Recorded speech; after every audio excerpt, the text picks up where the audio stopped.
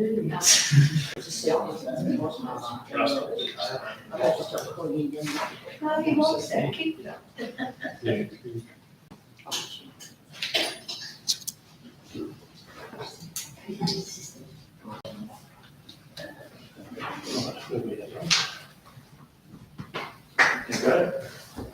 Thank you, everyone, and welcome along. Good to see, the good weather's brought a few extra people out into the gallery, so lovely to have you along. Thanks very much.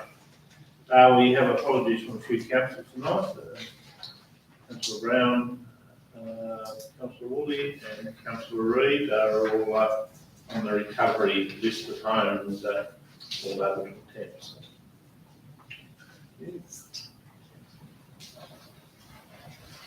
Having viewed tonight's agenda, does any councillor wish to declare a community interest, please? Silence is duly noted, thank you. Confirmation of the minutes of the council meeting, annual general meeting for 13th of December. 4.1, confirmation of minutes of the council meeting 13th of December. Can I have a move and second, please? Councillor Campbell, thank you, and Councillor Trent. Was Councillor Campbell an apology at the last meeting? No, but the one before. Well, Yeah. Oh, no, sorry. No, it was. Good pick up. Yeah, no, I was thinking it was the last one. Sorry. And Councillor Trent, you're happy to move? Yes, second. Councillor Reynolds, second. Any discussion on those minutes? I shall put them for acceptance. All those in favour? Unanimously, thank you. 4.2 is confirmation of minutes of the annual general meeting of 13th of December. Move it, thank you. Councillor Reynolds, thanks. And the second, Councillor Gator, thank you. Any discussion required? No, I shall put that for passing. All those in favour? Passed unanimously, thank you. 5.0 is the Mayor's report. This to be covered. Mr. Reynolds, and the second of things. Mr. Campbell, we've got discussion on anything in the report.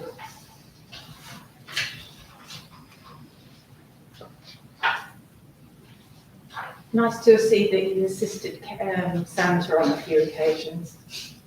Santa needed help this year, so it's just my duty to give Santa a hand. Thank you for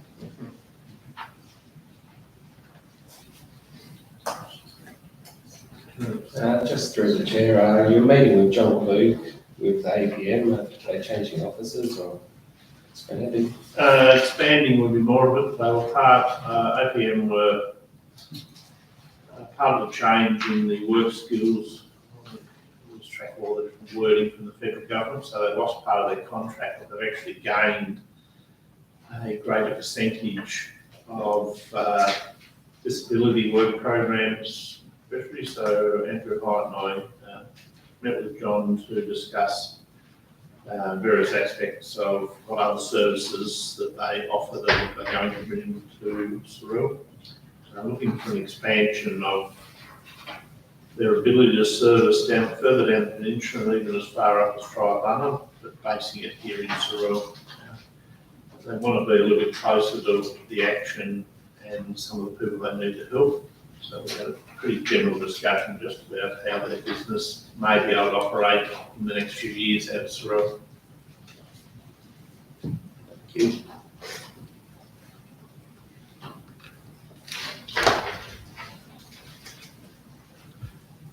There's no other questions on my report. I shall put that for acceptance. All those in favour?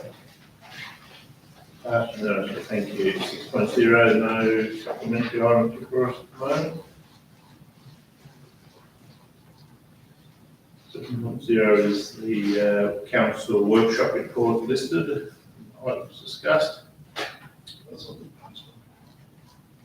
Yes, that one was postponed. Coming up again, I'm dealing with them. Major part of the strategic plan. Yep. Rescheduled to the 24th of January. 8.0 and 9.0, there's nothing there on notice.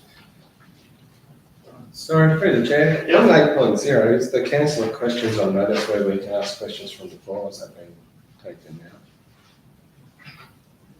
That's more, it was to clarify the change of means ago. It's when we've actually received questions on notice within the requirements of the regulations, which is, so many days prior to the meeting,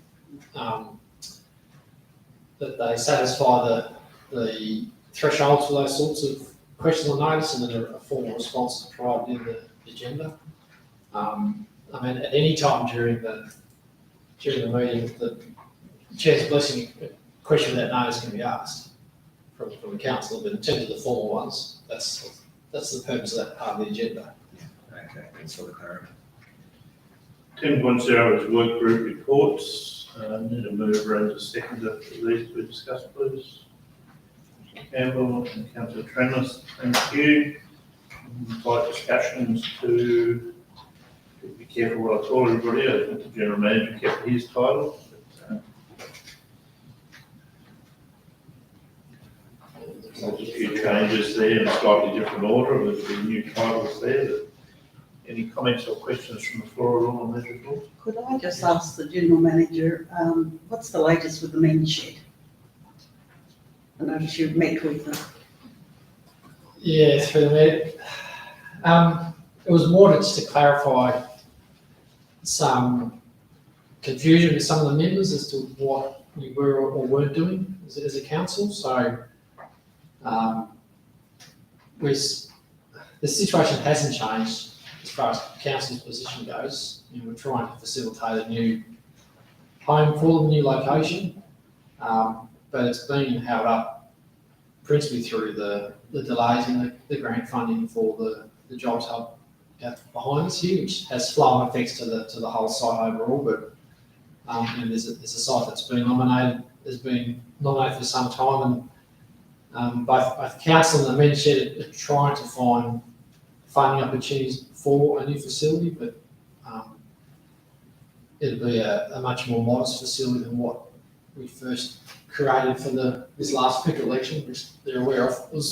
Jess and I had a meeting with Niall and Ray, and it was really beneficial, I think, and for both parties. It was.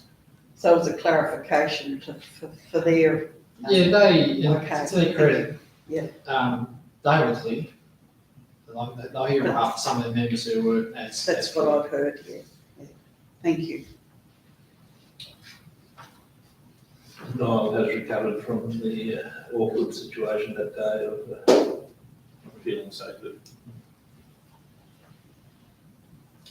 Sorell. Through the chair. Greg, over the Christmas New Year period, I received a few complaints about the Dodgers Ferry Recycling Centre, with the amount of rubbish that was left there. Now, leading up to Christmas, we was told that there was going to be an increase in how many times that was emptied. Did we have an increase in?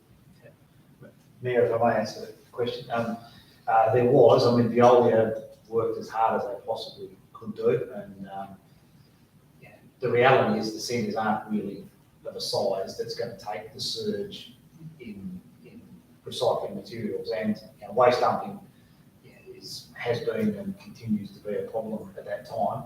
But they did go in and do as much work. Pretty much they had the capability, the direction from me, if you have where staff's available, do it as well as you can to keep it cleared and the rubbish removed. And they did do some pretty substantial cleanups. I can't talk as much about Dodgers Ferry because obviously over Christmas, New Year, I lived in this area and probably saw Sorell. But I did know that they did some complete clean-outs, but then within a couple of days, it was sort of back and pretty overflowing. So It'd be interesting to know if there's just been an increase of dumping there this year and there's been more service but more dumping, or whether it's still about the same.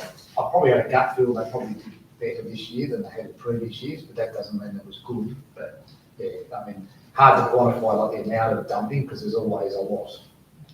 Now, because it had been abused with the amount of illegal dumping there, that's because it's a recycle centre, it's not a tip station. Yeah. Was there any fines that actually went out over that period doing that? Not at that time, there wasn't.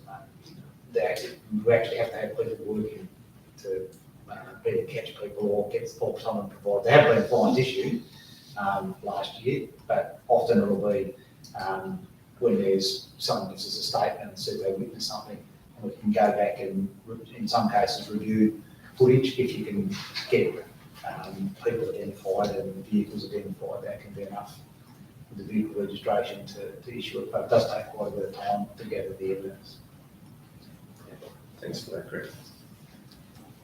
I was just going to say there were a lot of negative comments on social media, especially about the citing, the actual site itself and where it is right next to the Dodgers Ferry School. I know we haven't got anywhere else we've looked at relocating, haven't we? But there's no Yeah, through a while back, we looked at the cost of doing the feasibility, and I can't remember the approximate figure at the time, it was in the hundreds of thousands, And basically it was anywhere but next to me. well, it always is. That's what happened last time. Rubbish dumping overall from the crews that do pick it up was quite a lot better than in previous years. And probably half a dozen mayors that I've spoken to have all had similar sort of problems in that Christmas, New Year, everybody just dumping all their Christmas packaging. And Veolia, I'm sure it was Jonathan, JJ, Richards, both struggled to have enough people on the ground to double their services in that period. So it's just a sheer amount of stuff dumped. Yeah, one person who complained to me and suggested that there should be a pay to actually use the facility. And we might be able to have a staff or something there. So, thank you.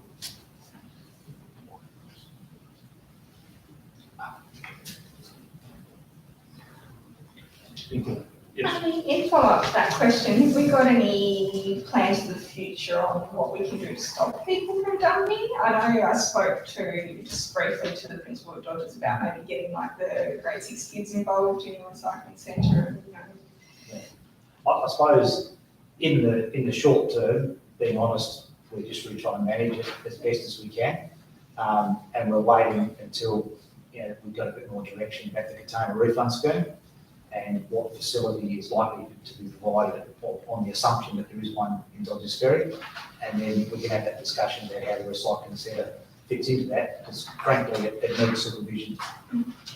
For 20 years, we've had these problems and we've tried lots of things, and it just comes back to, in an unsupervised site, it's really hard to manage. We used to have community groups, like the Dodgers Ferry Football Club, used to do it. Jeff Seabook used to look after it. So you had people that was, you wouldn't get many better connected people in the local community than what Jeff was, and he used to really look after it well. And the idea was to try to have that community feeling about it, but you still had. But the volume wasn't there then either. No, it's The not. volume now is. Yeah. Thank you.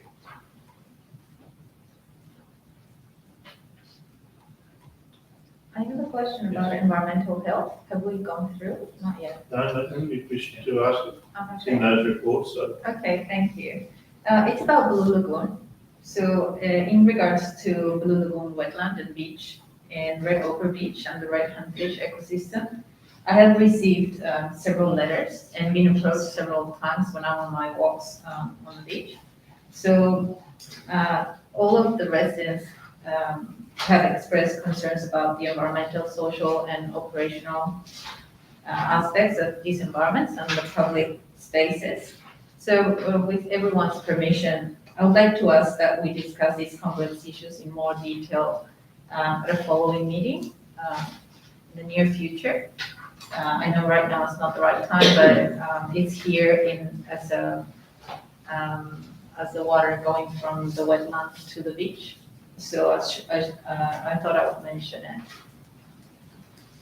Yes, that can be tabled in any workshop for open discussion. We have, this is a new council, but just to let you know that there hasn't been many months that Blue Lagoon has not been discussed from everybody's point of view, because there is balancing views there, and we're happy to keep discussing it. And general managers and Russell, with his previous position of manager of engineering and regional services, has been heavily involved in both the issues the solutions and the common sense involved with it and what's able to be done. So we're not only a matter of me having it on the workshop agenda to be discussed. Yeah, No through, problem at all. yeah, through you, Mayor, the management plan for Blue Lagoon has gone out for comment with the community. And the NRM officer is pretty close in terms of a few more discussions in terms of putting a draft forward to council that involves both the stakeholders and the relevant bodies in terms of that management plan, which is not so much about necessarily the release of the water, but in terms of how to manage that site as a whole going forward from all its aspects. Yeah, so it would be great to get a briefing of everything that's happening, and like you mentioned, to look at it as a Yeah. holistic Yeah. thing. Thank you. Through the Mayor, can I ask Greg, please, you've issued 407 fire hazard abatement notices. That's a huge number. And it's, you know, must be of varying sizes as well. Is there any communication with the local brigades to maybe contact the landowners to support them if it's over a certain area or outside of the urban area? Mayor, if I could, to Yeah, go through. explain the process. Yeah, we have a council policy for our fire abatement program, and that policy is pretty clear that it's about fire abatement, not bushfire management. Yeah. So it focuses on mainly the residential areas. So in other words, if a fire starts, there's a means to try to control it.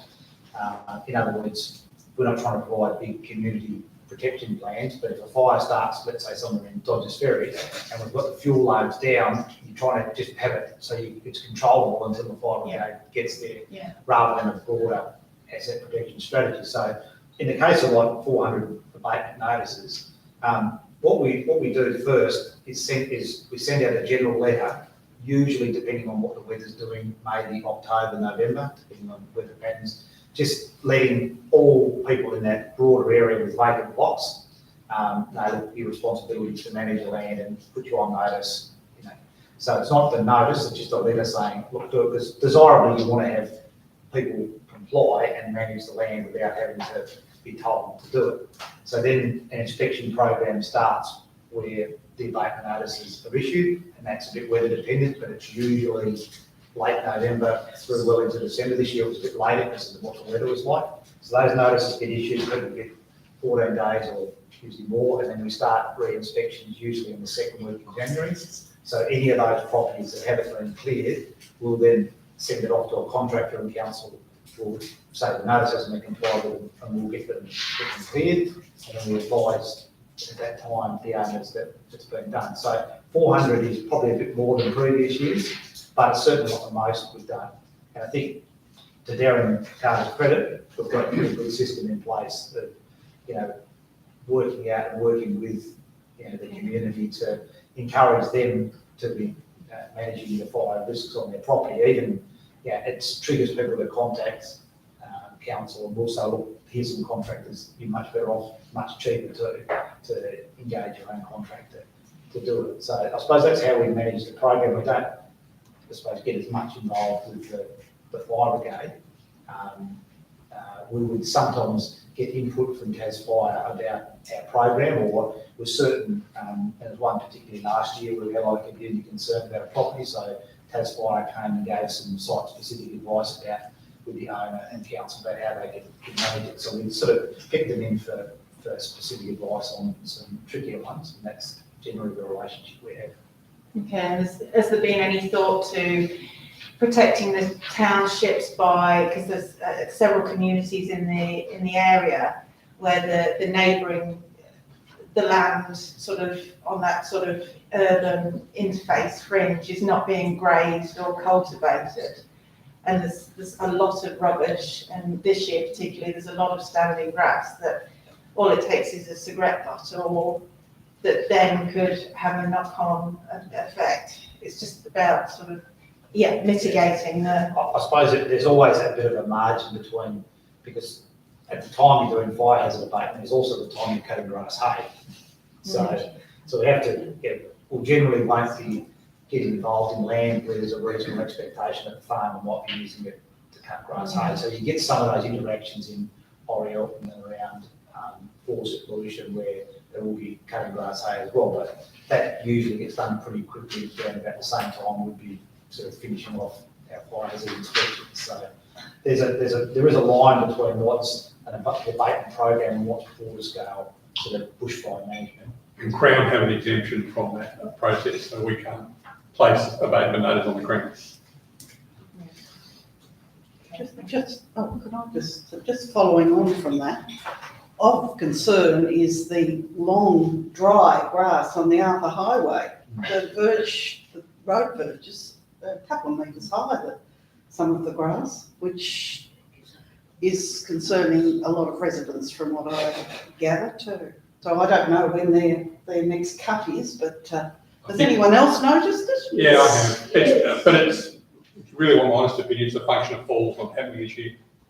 Correct. Oh, That's why they're doing the second week of December. And they're behind this year because I spoke to the contractor. And Because they were getting complaints by the dozen when falls were on. it's why they're not getting complaints now because But it's driven by a volume of complaint issue.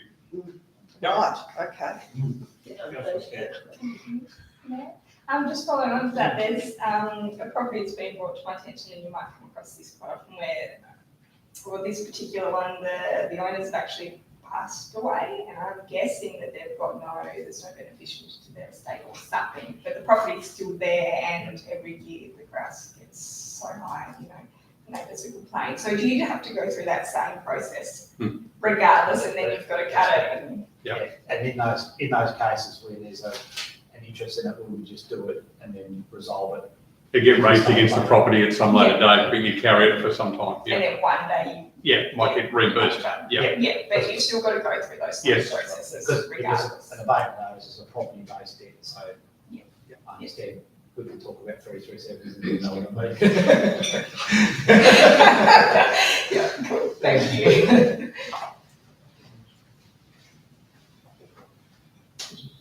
no other questions on the reports, I'll put them for acceptance. All in favour? Thank you. Passed unanimously. No petitions before us at this stage. Been received. 12.0 is.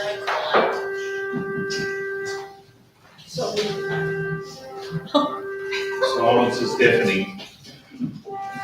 12.0 land use planning. The Mayor advised in accordance with the provision of Part 2 Regulation 25 of the Local Government Meeting Procedures Regulation 2015, the intention of the Council to act as a planning authority pursuant to the Land Use Planning Approvals Act of 1993 is to be noted. In accordance with Regulation 25, the Council will act as a planning authority in respect to those matters appearing under item 12 on this agenda, inclusive of any supplementary items. 12.1 is the basic minutes from the 10th of January 2023.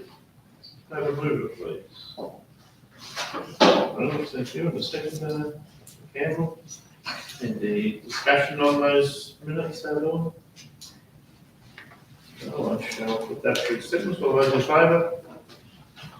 Passed unanimously. Thank you.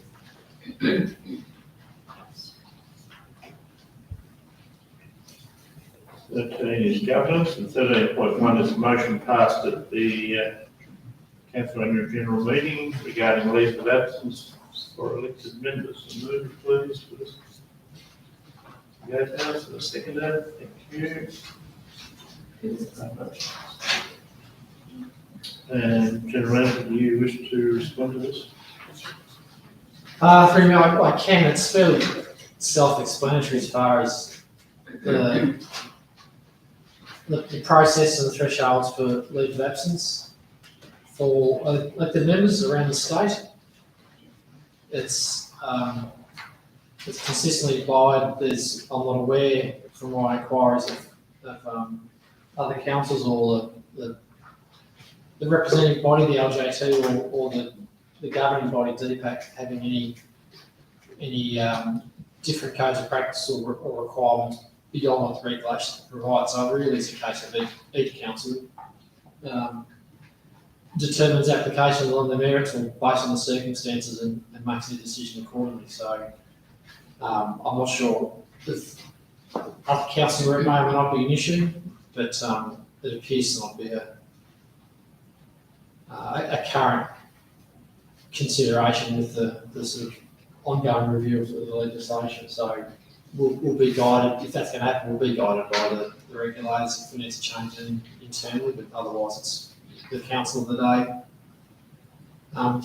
make the decision accordingly. I understand they've got some of that legislation or changes coming forward in the not too distant future as well. Do you have a date on that at all? I don't know because it was put off. Yeah. It was put on hold for quite a long time. So and the review of local governance now sort of taken the limelight precedent. So I'm not sure timing updates now when the legislation's going to get. Just questions or comments from the floor regarding this motion? Sorry, the report on this. Shall put the just the recommendation be accepted. All those in favour? Passed unanimously. Thank you. And we have 13.2 as the motion passed regarding the acoustics of the council chambers. Another mover, please. Councillor Ferris, thank you. And the seconder, Councillor Gayo, thanks very much. I might just ask the General Manager to summarise there again, please. Thank you, Mayor. So the seating configuration just won't work. Reconfiguring, I should say, won't work. And from a discussion with our IT coordinator, the simplest fix is, as the microphones work quite well, but are very sensitive, unless you're close to them, they don't really pick up your voice. So it's about $4,200 to get enough microphones for each member present, and still have a couple facing the public gallery as well. So we'll put that either in the immediate budget review or do it as part of next year's budget preparation. But we've only ever had this many microphones. We've never had, I don't recall us ever having any more to take them. No, that's it. So that cost of 4.2 will be looked at mid-year budget or full-year budget review. Yeah. As stated. They're still quite available. It's not old technology yet, it's still got microphones working. All right, any other comments on that? I really understand that it'll come forward in mid-year discussions. Just through the chair, not in regards to this, but apparently there was two other motions brought forward, one about air services, one about bone seed. Bone seed was given an explanation on the night and didn't end up being a motion. The person accepted that explanation regarding the property. And on the airport, we agreed that we were sending off that letter. I can't remember whether that ended up being a motion or not. From my recollection, it wasn't a motion, but we checked the audio when we were doing the minutes. Like Joe listens to every minute of it, so I can clarify with her in the morning. But and on the matter of that Air Services Australia review, I've discussed with the resident, Dr. Stafford, who is across those matters, to confirm the process and what they may require on behalf of council, just her being the sort of contribute to the other, particularly the Primrose Sands residents. And if she's able to confirm that at this point in time there's no requirement or need for council to do that, but as soon as that process is at the point where that is needed, she'll certainly let me know and we'll do that. But that was the advice I received from her at this stage. I have a follow-up question on that, since you're talking about the aircraft, park. So what does it mean that, so she has advised you not to send a letter? Yes, so I checked with Dr. Stafford, who I've had dealings with on other matters through the course of last year, and who is certainly across the statutory processes that Air Services Australia undergoing with this very much continual flight path review. So it was just prior to Christmas, it was either just prior to Christmas or the week after, the first week back after Christmas, that I had a lengthy discussion with Lisa and just got absolute clarity on the process and the stage it's at and at what point it is that they'll be requiring a further letter of support from council. So between us, we have an undertaking to support each other in that, and she'll let me know when it's the right time to do so. Thank you. I'll just move back up to 13.2 and let's get that tidied up. The motion on the acoustics, all those in favour? Unanimously. 13.3 is the general manager's delegation from council. We move to this very important and riveting reading part of our agendas. Campbell, thank you, and Councillor Reynolds. You've got to do a bit of summary on this one as well, thank you, Chair. Okay, Mayor. So as I indicated prior workshops, that the trigger for this review was the restructuring of some roles at council. So the delegations from council to myself and from myself as general manager to staff is specific to positions. There's also been some changes in legislation since the last time we did a comprehensive review, so it was a good time. It was seen as a good time on delegation reviews, but between Greg, myself, and Joe in particular, we seem to be the silly ones that to spend the most time going through it. But it's simply those what this recommendation is focusing on is just those functions and powers of council that need to be delegated to me to go run the organisation. That's what the attachment deals with across the whole gamut of Tasmanian legislation that we have at our disposal. If this recommendation is adopted, subsequent to that is then I'm able to then delegate my functions to positions as appropriate. And there's also a range of delegations that I have by default that council can't interfere with, where the legislation specifically delegates to my position anyway, so they're not included in this. This is just council's functions and powers to me. So, and we had the inclusions, the significant inclusions, if you like, highlighted so you can really see where they are. And we utilised a resource of the Local Government Association who do a bit of a summary on behalf of the whole sector, which is really, really useful. And we're able to then cross-check against our delegations to make sure we haven't missed anything, but also it's very much, it's not one size fits all approach. It has to be relevant to the actual the council structure, the council resources, and risk appetites as well. So, And the redelegation of titles and positions, the restructure, that will also be a follow-up from what you will be delegating to those new title positions. I noticed some were mentioned in here. yes, yeah, correct me. The next stage is, which doesn't come to council at all, is the delegation from me to staff, and that's also to positions, not to individuals.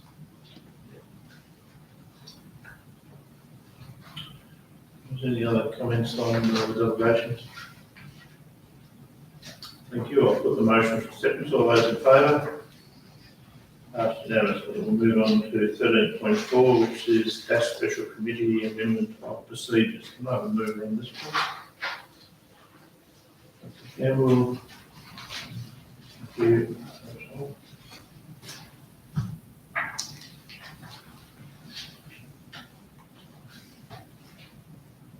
And if you've got any questions or discussion? We've been through the workshop pretty well and discussed to simplify it and make people, allow people to understand it's real planning authority instead of the development assessment special committee. It's all covered and ticked off. I did ask at that workshop whether we could look at if there was just one representation on. I've noticed that hasn't been included, that it goes to our planning authority? Yeah, through me, that hasn't changed. No. I had some lengthy discussions with our planning manager around that, and also with council at the, I don't know which workshop it was, a very recent workshop where his experience when he was working at other councils and when he was consultant prior, that it's very much specific to the council in that Tasman had very similar arrangements to these, which I think I did both at the time. The Long Spring Bay, there may be 3 to 4 representations before they'll consider as planning authority. It's otherwise delegated, and some at the other end of the spectrum as well. But we just thought our view on balance is that based on the resources we have and the number of applications we're getting through, and what is, I know, frustrating to councils, but their limited role as planning authority in a formal sense or statutory sense with respect to what then happens if a matter ends up at the tribunal. It's where we thought it's with the other triggers that are in place for applications to come to the planning authority. We were obviously comfortable with what we proposed, but it's a matter for council if they want to modify it. But our DA stats are well above any other Southern council. I suppose I'm just thinking of one particular, and I mean, sometimes you've got to look at these applications on merit, and I'm thinking of the one Pine Creek Farm Stay, and there was only one representation on the amendment and it sort of was getting out of hand by the sounds of things. There wasn't enough feedback to councillors, that I believe anyway, from what I've been told, from that objector. Well, through and that was part of the time to reopen the application, but the planner who did that was their consultant planner anyway, who did both the original report to council and then the delegation was already there that if the application was considered by the planning authority in the first instance and they seek an amendment, provided that the planner confers with me as to the details of the amendment and the circumstances, then the delegation is between us. We can still do it rather than bring it to council. So council changed that during my time when it was DASC, that delegation got changed because we did have it in place where if any application that was dealt with by DASC, if there was an amendment, it came back to DASC. But the council actually changed that to allow it to be delegated to provide I was made aware of the type of amendment sought. But Yeah, I suppose, as I said, it's on merit, some of these applications, and that particular one with that amendment ended up with a lengthy in the tribunal for a lengthy time. And I'm not sure whether that could have been avoided any other way, but that's probably what I'm basing my asking that it just be one representation, that at least it comes to council, so that particular person at least then thinks or knows they're getting a bit of a hearing, I suppose. But if the rest of council doesn't think that that's required, then Councillor Reynolds, you want to say? I might just add that there was the development for a non-residential use with a value of works over $1 million, so that's like the vineyard and the school and things like that. And we didn't get representations, or if there was anyone who would come to us for non-residential. We tried out some of those that were of significance in the community, but ticked all the boxes, so it didn't have to come to council now over that dollar value. They will. Based on that, would that have covered what covers council Not areas? necessarily. it's not that amendment, Not not that seconded, amendment, but- not the amendment. I don't think. through me, the original application, I mean, it's a $20 million development, so. But the original application did come to council as planning authority, it was the amendment that didn't. But the amendment by default needs to be, to satisfy the three-part test under the planning legislation. I mean, they're called minor amendment for a reason, so, and again, this is the challenge for council acting as planning authorities when there's a dispute, no councils are part of that dispute. It's the planners from either side, plus lawyers, plus other experts. So it's the sort of irony of when council laws appropriately want to be aware of what's going on and be part of it, they actually have no role when it gets to a matter of disputes, which is the whole crux of why it's challenging being the council acting as planning authority. And the process for dealing with those issues is sort of legislated and regulated and transparent anyway. It's not a process you have to go through when you get a resident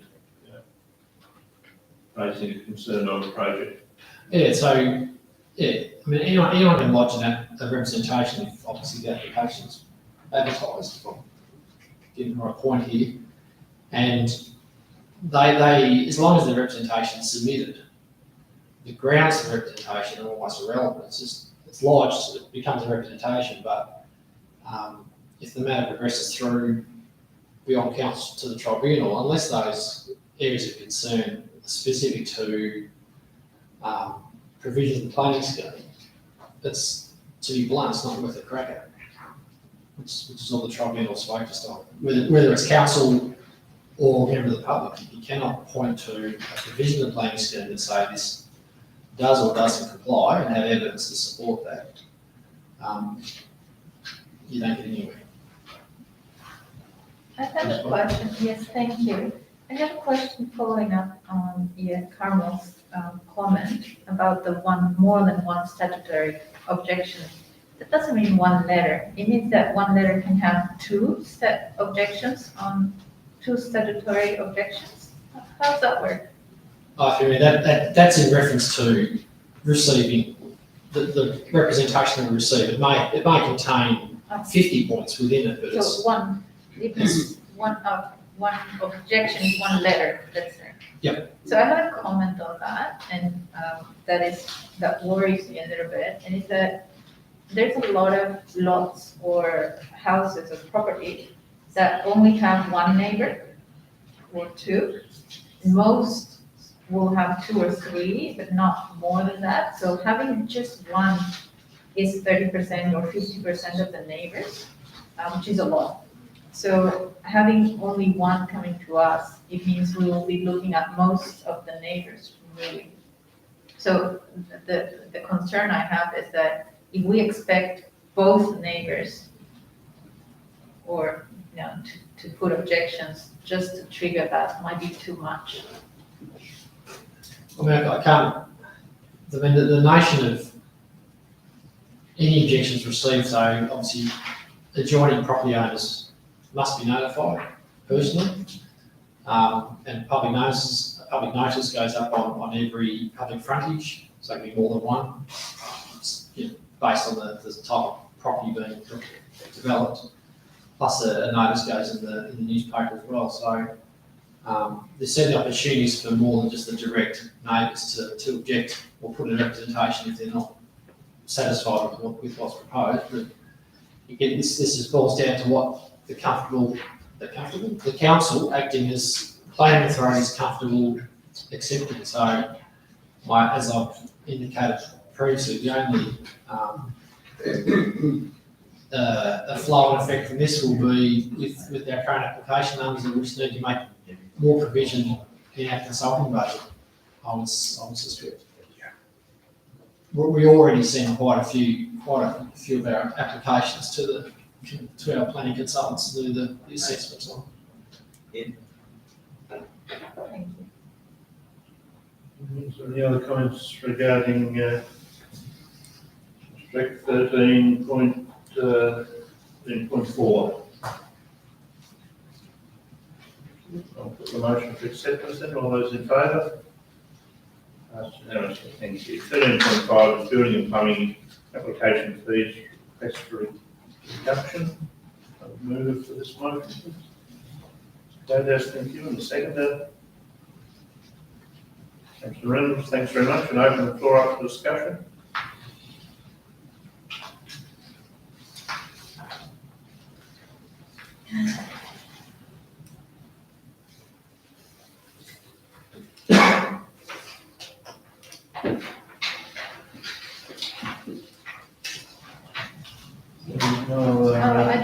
too have some comments about this, and so, I have some concerns about, and wondering if it's justified as being necessary to encourage the development of public services. So, sorry, I'm gonna say it again. So this is a way of subsidizing a private project, is that? And I'm wondering, or I'm concerned that a business that is subsidized is getting a competitive advantage and is unfair to other businesses.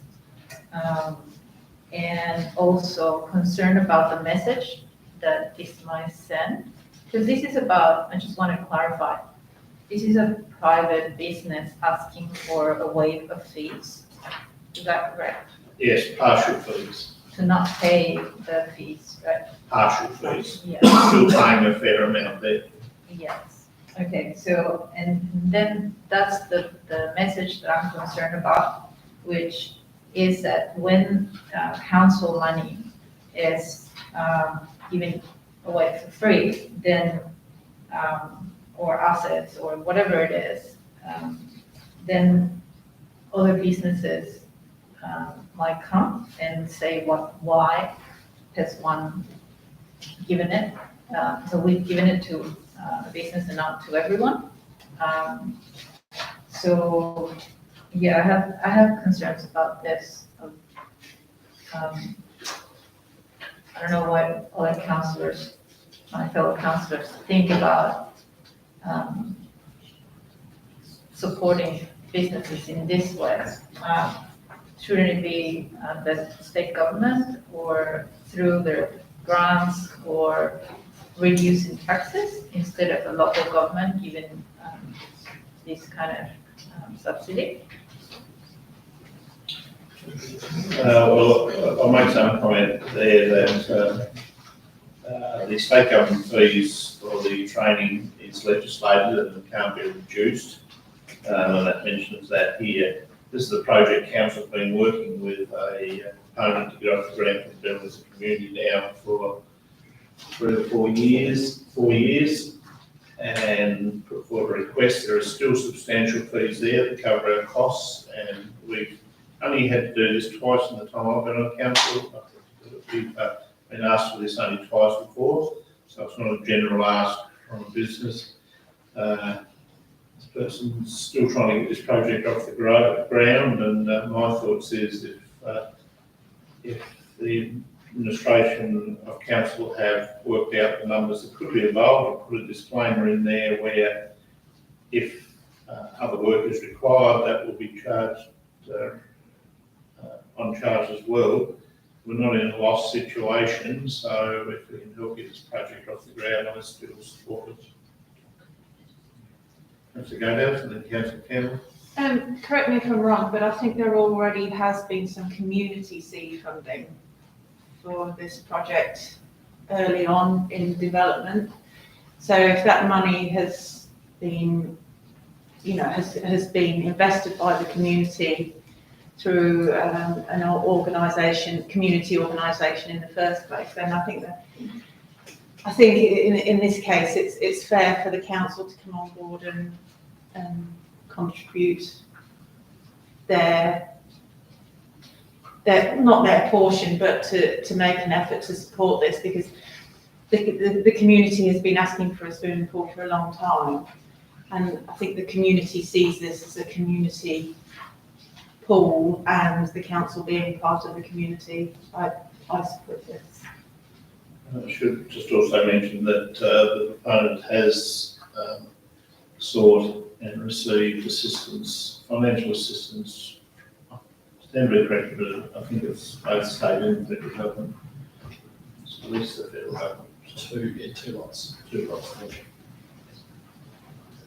Cameron, you had a question? Just following on from Councillor Gagas saying, really is that I think community's been wanting this swimming pool to go ahead for so long. I feel like it's more, even though it's a personally funded swimming pool, it's still feeling like a community pool, because we don't have one and we've been asking for it for so long. So the fact that it's just trying to get it across the line, and if it was a different business, it might be a totally different scenario, like the other two cases, I think were subdivisions or something. But this, I feel is justified by just trying to help them get it across the line, because it's going to benefit the community greatly once the project's off the ground. I think it's interesting, if I may, I don't have a comment.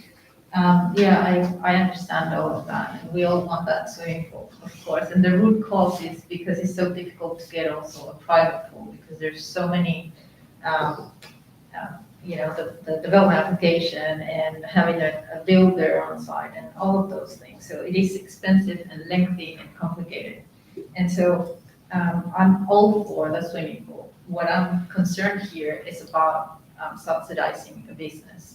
And so if this business is not being able to put it together on their own, with their own means, finding loans or grants or whatever it is, and they need constant support, like previous funding or land assets or waiving of fees or subsidies, is not making sense already as an investment. Why should we as a council or as a community invest in that is not making sense already? They haven't even lifted off the ground and they're already asking for more. So I'm really concerned about subsidizing businesses in general.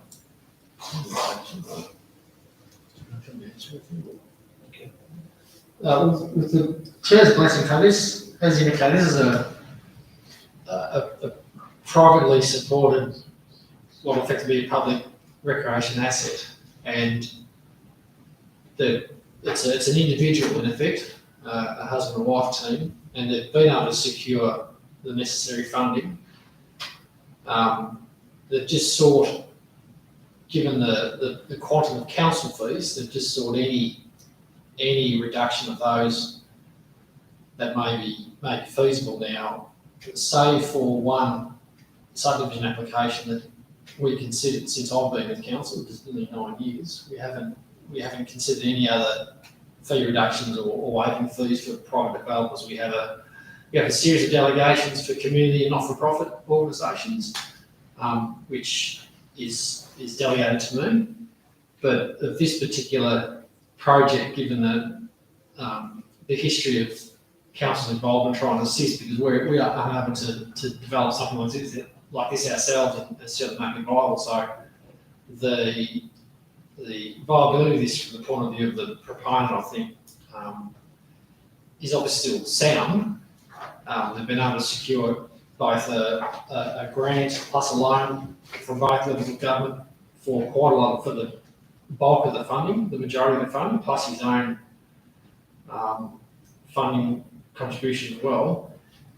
And I was specific in my report as to not wanting to cross-subsidise this or have other ratepayers subsidise this. So the only element of the sort of $16,000 worth of fees is the $2,500 building permit assessment fee that is above the standard fee for works that are worth more than $500,000. So in the discussion with Russell and with the staff involved in processing these applications, that is the one component where we can sort of quite transparently say that there's no great effect on our service or our staff for that component. It's basically a levy that we've introduced to reflect an admin fee. Yeah, but all those elements that staff are out inspecting or assessing or processing, they're not being reduced at all.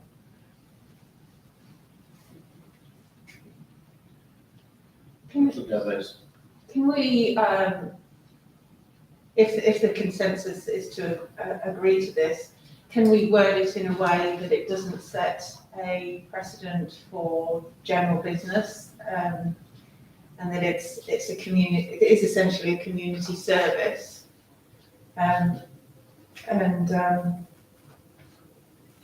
yeah. The way the motion is worded at the moment is specific to that, and it's still open for anybody at the time to make an application, I guess. Not a paid application. It has to come to council anyway, so There's only one precinct before this, or two. So I think the motion is probably worded correctly to just deal with this one.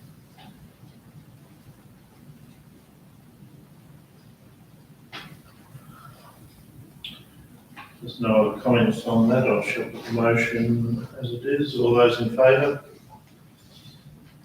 Against? Got it there. Against. Thank you. Moving on to 15.1. Community grants program. Moving for this, please. Campbell, thanks, and Councillor Tremors, thanks very much. Any discussion regarding the Southern Beaches Historic Society application? I'm just going to have a discussion. I shall put the motion for this to be accepted. All those in favour? Passed unanimously, thank you. 16.1 is executive summary. Move to the financials, please.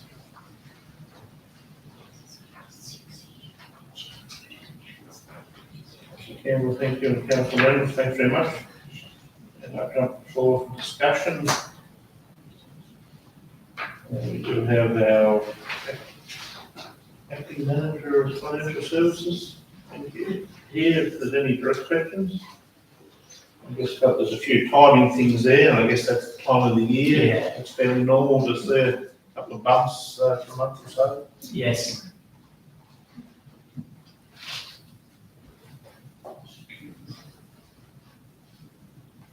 So, all the explanations are there under everything.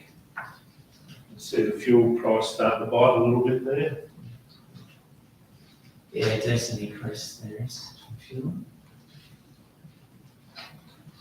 We're all suffering that one.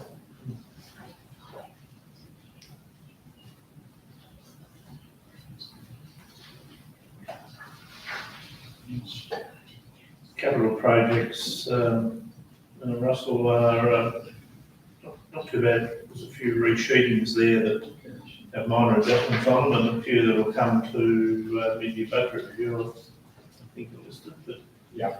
Overall, they haven't been too bad with accuracy.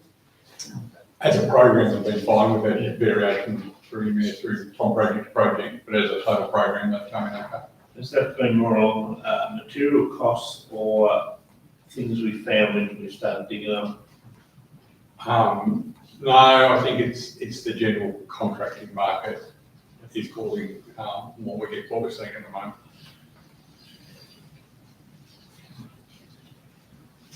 Any other comments or questions from the councillors, please? I shall put the motion for the financials to be accepted. All those in favour? Passed unanimously. Thank you.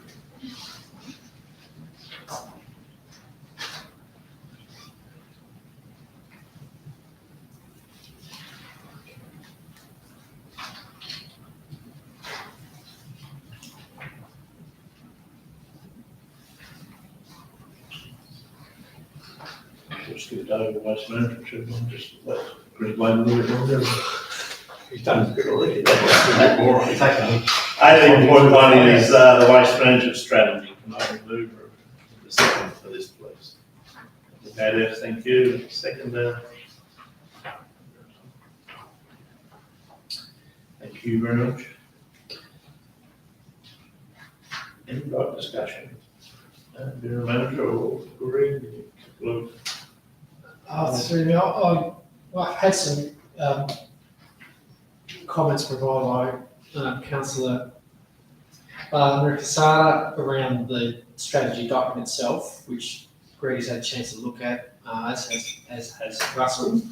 So it sort of comes down to a couple of scenarios for us, as far as we see, that the council can determine now, as far as the recommendation goes, and that is the timing around our waste contract renewals was a key driver as to why we were wanting this to come to council now. So if councils have a mind to want to put this strategy out for community feedback first, that can be accommodated.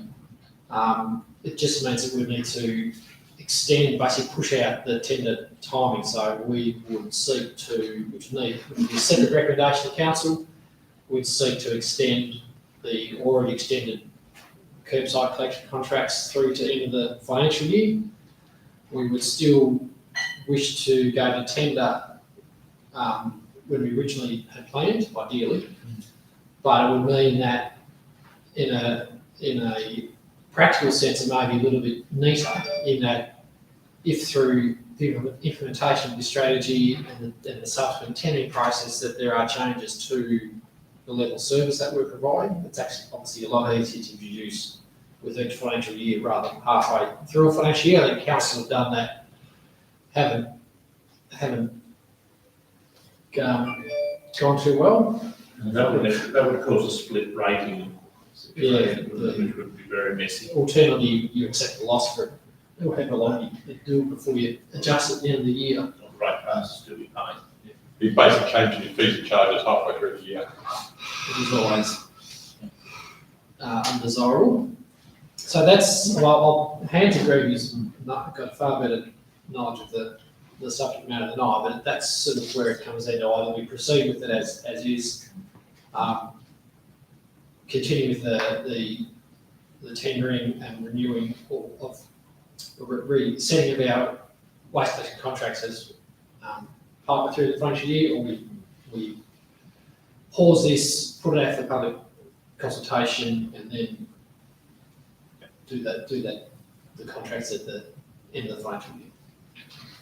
Go, Greg. It's Mayor, that's a very succinct summary. I think the strategy is essentially about, what is a strategy providing that direction for where we want our waste services and how we want to manage waste. And as Robert rightly said, it provides that direction for when it comes to setting more specific action plans in place and tendering of our waste services. Because the strategy isn't just about our waste services, but essentially a large component of what local government does in the waste field is as a deliverer of services, and the state and federal government are a bit more involved in waste policy. So as a deliverer of those services, there's obviously a lot going on at a national and state level in the waste industry, namely the container refund scheme will be implemented soon. So that will have implications on our revenue associated with curbside recycling and all other councils. Will affect, in our case, recycling centres. The waste levy, obviously, as Chris from Southern Waste Solutions sort of pointed out, that's going to increase and it will continue to increase. So just a later agenda item about the draft Tasmanian Waste and Resource Recovery Strategy sort of reflects the direction of where Tasmania is going with waste, and it's opportunity to have our strategy now better aligned with it and try to identify what some of those priorities are organic. So the contracts that we need to tender soon aren't short-term contracts. They're generally contracted at least 7 years or more, and that's the whole reason for that is the vehicles for collection are generally the industry writes them off over a 7-year period. So if we're going to talk about organics, we can't really look at it in isolation. You can tender it separately, but you generally get a much better price if you can tender those services at the same time, because the plant and equipment that you use for garbage and recycling and organics collection can be the same. So you get better sort of economies of scale and better plant utilisation. So whilst the strategy isn't intended to be bogged down in too much detail, I've tried to be at least have some components where council will make certain commitments. But the ultimate decision about service delivery will be made when the tender services and council makes that decision. So there's a couple of key elements in there that probably have attracted a little bit of discussion about green waste and hard waste, and I suppose if we could just talk about those, that they're obviously popular services, but there's, talking about green waste first, there's a lot of volumes of green waste. But there's a lot of other issues, amenity and safety, particularly worker health and safety issues and manual handling, and it's getting harder. There's only really one major contractor, subcontractor that we use that does it, and whether that will continue into the future is a matter. But most other councils are using wheel bins for green waste collection. So I think we need to align with that. And if our strategy is about organics, it's a natural transition to go to green waste bins and then to organic bins and change the collection frequencies. I mean, the reason we collect garbage once a week is the putrescible matter that's in garbage. So if you're taking that out for the vast majority of bins, you have to then question, the cost effectiveness of, because the major component is the collection. It's the trucks driving around that are the biggest cost to us in the waste collection. There is a significant cost for disposal, whether that be for recycling or whether that be for garbage, but the most significant part is the collection cost. So being able to look at our services and get the best sort of bang for a buck, now's the time, I suppose, to be considering whether there's a lot of community and a lot of feedback we've had from the community in surveys that we've done previously. It suggests that there's an interest in food and organics particularly, but as pointed out, we actually have to have a facility that's available to receive that food and organics, and that's not quite there in the market yet. So that's where the transition into green waste wheel bins primarily for residential areas. And as I pointed out in the strategy, what we're sort of proposing would cover approximately 88% of all the households in the municipality. We're linking it to land use zone. So there'll be people in rural zone land that we're not, I suppose, initially at this stage proposing, but the exact detail on how that How do you identify those? we just do it by the land use zone to start with. Right. So it could be like a residential zone, a low density residential, and what's the other one of it? Rural living, I can always forget. so not yet. When we look at a lot of our green waste, hard waste bookings and things, they're generally from those areas, but there'll be no doubt discussion in the community about whether, because as we expand those services out to less populated areas, the unit cost will increase. And there was a decision council made many years ago when we closed Carlton on the tip, was to offer garbage collection to everyone in the municipality as an offset, to not having the landfill as Morning Park transfer station. So that's a little bit of an overview.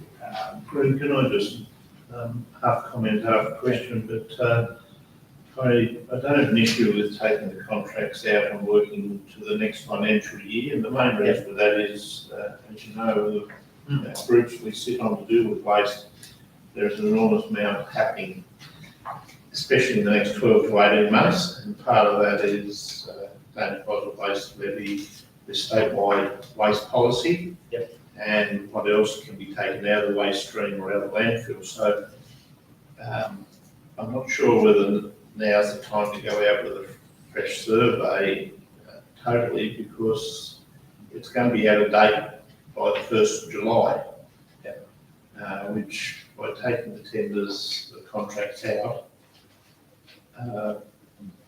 my thought is we're far better off to go to the public when some more of this legislation and that, and what it's going to mean to your bins is far more relevant to the public than what it would be now.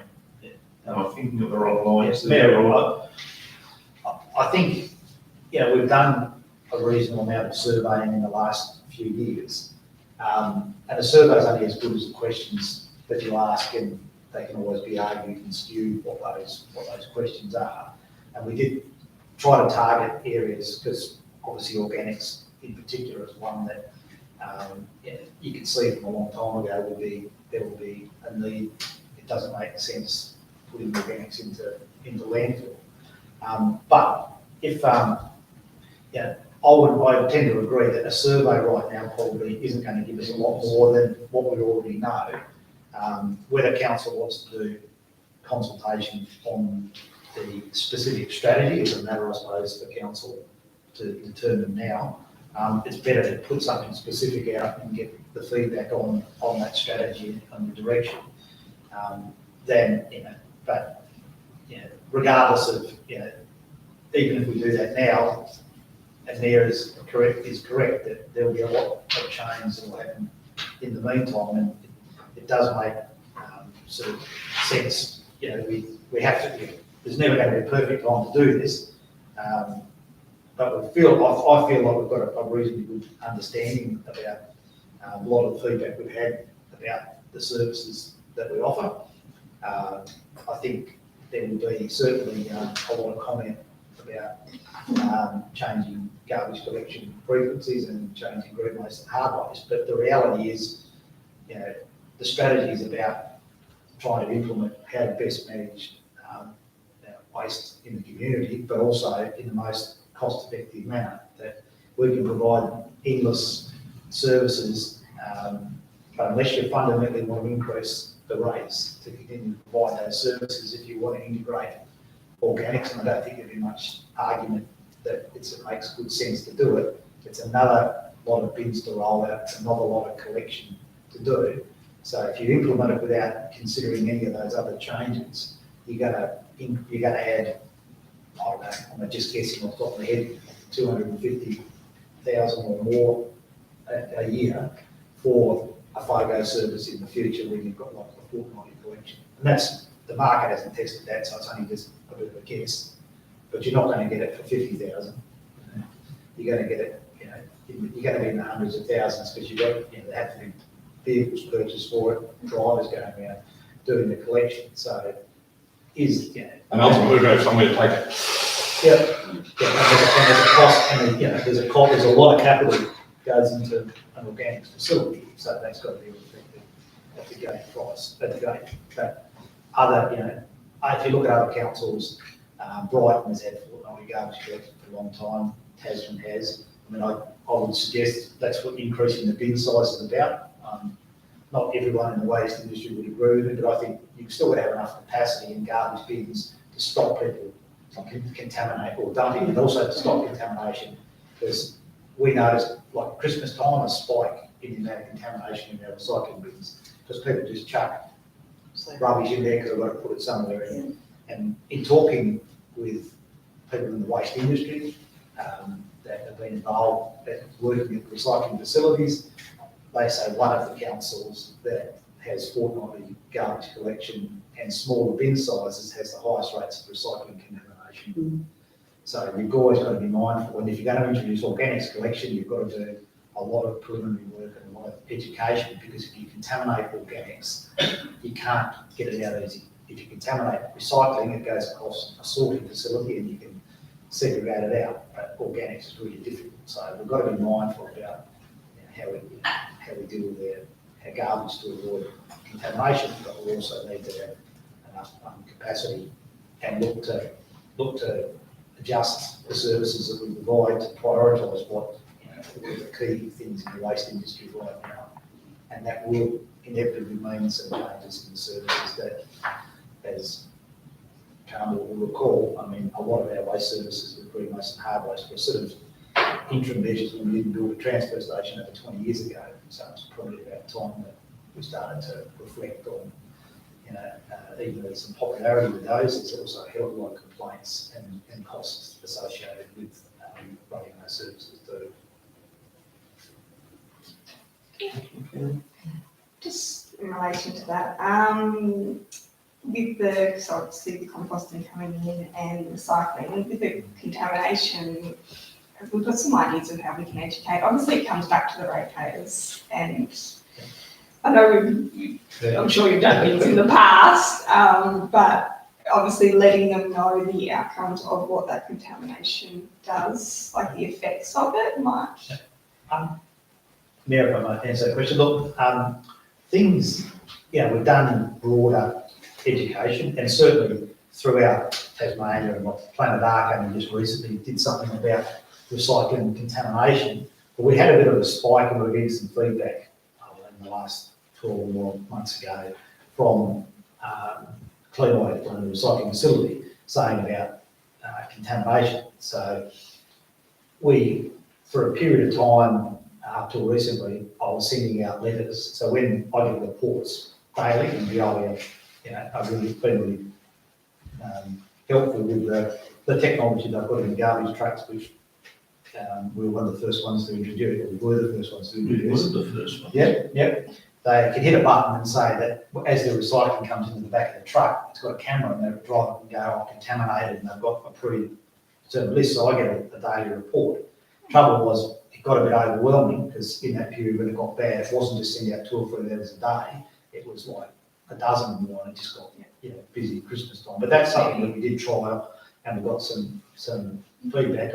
Occasionally, most feedback was, "Oh, it wasn't my bin that was contaminated, it was the guy next door." But so that's fine, and the letter sort of explains that. But there are capabilities of doing that, and in the future, there's potentially technology that have to see how it works with privacy. But I have heard of technology in other states where the driver can hit something that will link to the property and could automatically send something out. So there are ways of doing it. There's a lot more draconian measures that they do in other states where they run around auditing people's bins and put stickers on them and say you've been bad, I think we'll see a lot more of that to come. with that.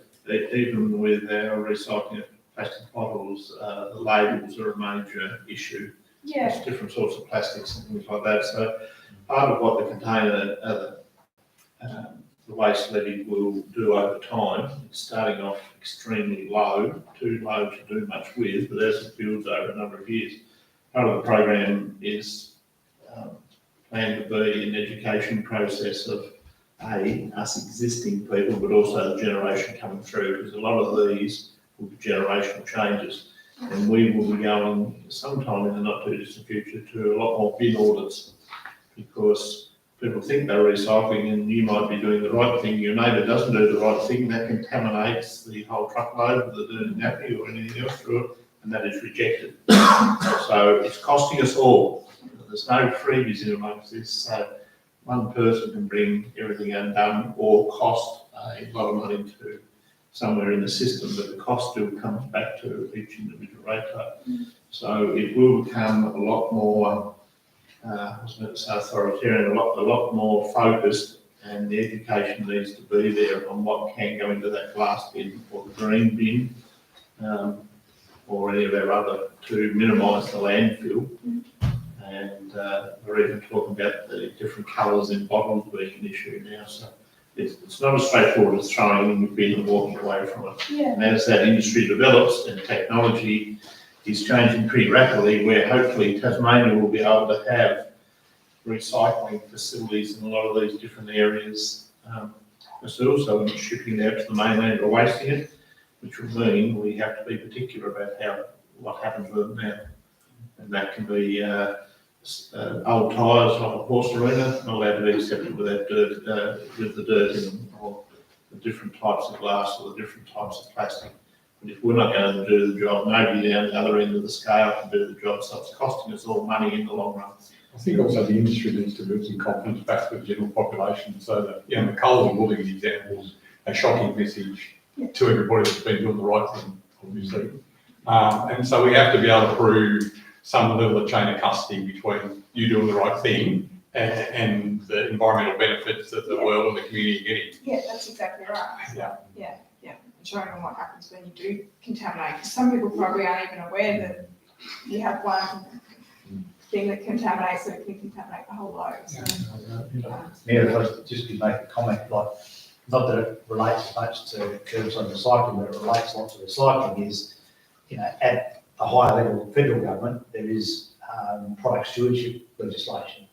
But that isn't, there's not many mandatory schemes. I mean, there is for the TVs, even tyres aren't mandatory,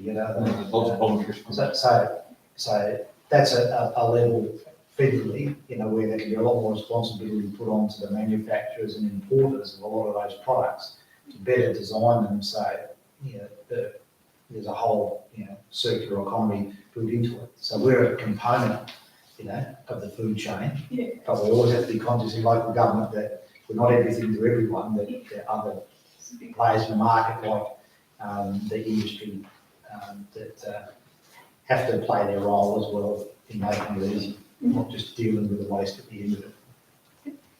Can I also just quickly add, so, I believe because we contracted Veolia, don't we? I think At present, yeah. Yeah, I found out at the conference that we don't have our own trucks. Is that just a purely a financial thing? Is it better to contract Veolia than having our own fleet? I'll comment on that. So when I got here, we used to pick up our own street bins and things. Yeah. The trouble with that is you have one truck and a couple of operators. So as soon as your truck breaks down, you've got no backup. You've also got people that are expected to be garbage collectors one day and something else the next. So in many ways, it's horses for courses. And I think the waste industry, at least at the collection and disposal level, have got pretty reasonably efficient at what they do. What sort of probably isn't so good is the sort of end product stewardship and the knowledge of what it costs the community to actually do that processing. So it's one of those services that I would be reluctant sitting advising council that we go back into ourselves, because you do need scale, unless every council was going to form a company that was going to do it for everybody. And generally councils don't play very nicely together in the waste industry. They do it at a policy level, but at an implementation level in terms of shared contracts, we've put our hand out to a number of people in the past, and despite a number of promises, there's been none forthcoming. That's just the track record, isn't it, Greg? Thank you.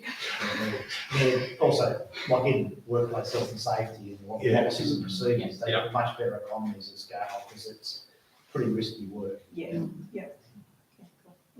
Could I just ask, what's the percentage of the residents who use the hard waste and green waste? Have you any idea? Mayor, if I can probably use bookings as a bit of a guide, and it was actually in the report, I forget the right customer service business support. Yeah, there is some stats on the bookings in this one over the whole year. So some of the hard wastes you might fluctuate around. I think it peaked at about 1,800 bookings for one of the quarterly ones. So if you extrapolate that out as a maximum to over 8,300 eligible properties, and you could maths suppose. I saw the graph in there. But I didn't. The green waste bookings obviously done monthly, but we never get as many monthly bookings of green waste as you do when it's hard waste. But you can still have in that, depending on what's going on with rain and sun, in the spring and summer, there are bookings that go all over. And then you've got varying amounts by each customer, obviously, on top of that. Yeah. And certainly the volumes of green waste has been increasing. It's not getting any less. Doesn't surprise me. But we have had to split our zones up because Veolia, in the contract that services originally cannot get around Sorell. So we've had to change some people over to a different zone, and they're running a couple more trucks, basically, which is cutting into our growth effectively. And you also have to remember all the hard waste and all the green waste that's going into the system at the moment is going to be attracting the statewide waste levy. So it is in all our interests to eliminate that out of our waste, so that we're not paying that extra amount of money. Otherwise, we will be paying it all. Mayor, if I could just comment on that, one of the, I suppose, things I was trying to identify in the strategy, but the detail will obviously come later, is if you're looking at signing contracts, longer term, 5-year plus contracts, so much is going to change in the cost of waste. And we've tried lots of things, with hard waste, and we've done hard waste surveys, composition surveys, and there isn't massive amounts of value. We have tried, particularly in the southern beaches, where we get more hard waste, taking the metals, which are usually the most valuable part out, and there's been skip bins, which you may or may not seen outside the football ground. But really, we had to subsidise that pretty highly, and it cost us a lot more to do it, and because it's all about transport, and the weight and shape of the hard waste means you can't get much unit. If you could compact it, obviously you're better, but we can't. Yeah, so it it was, from the, and a lot of it came about with the contractor when the roadworks were on, it was taking a lot of time to get to the transfer station, so having a recycling contractor put their bins down there like Recycle, but the transport cost was through the roof. So it's, if you really want to segregate out and achieve what you're trying to do with waste and you'd be better off either doing that on a massive curbside scale where you sort it out, which would be horrendously expensive, or you do it a purpose-built facility like a transfer station. So that's what the strategy we're trying to do is, I know I use hard waste myself, it's convenient, but really all we're doing is adding to that cycle of chucking stuff in the tip. But if we can get it to a transfer station, you can source segregate much better. And the strategy says that we'll continue to partially subsidise some of the stuff that goes to the Mornington transfer station. So there'll be that ongoing subsidy.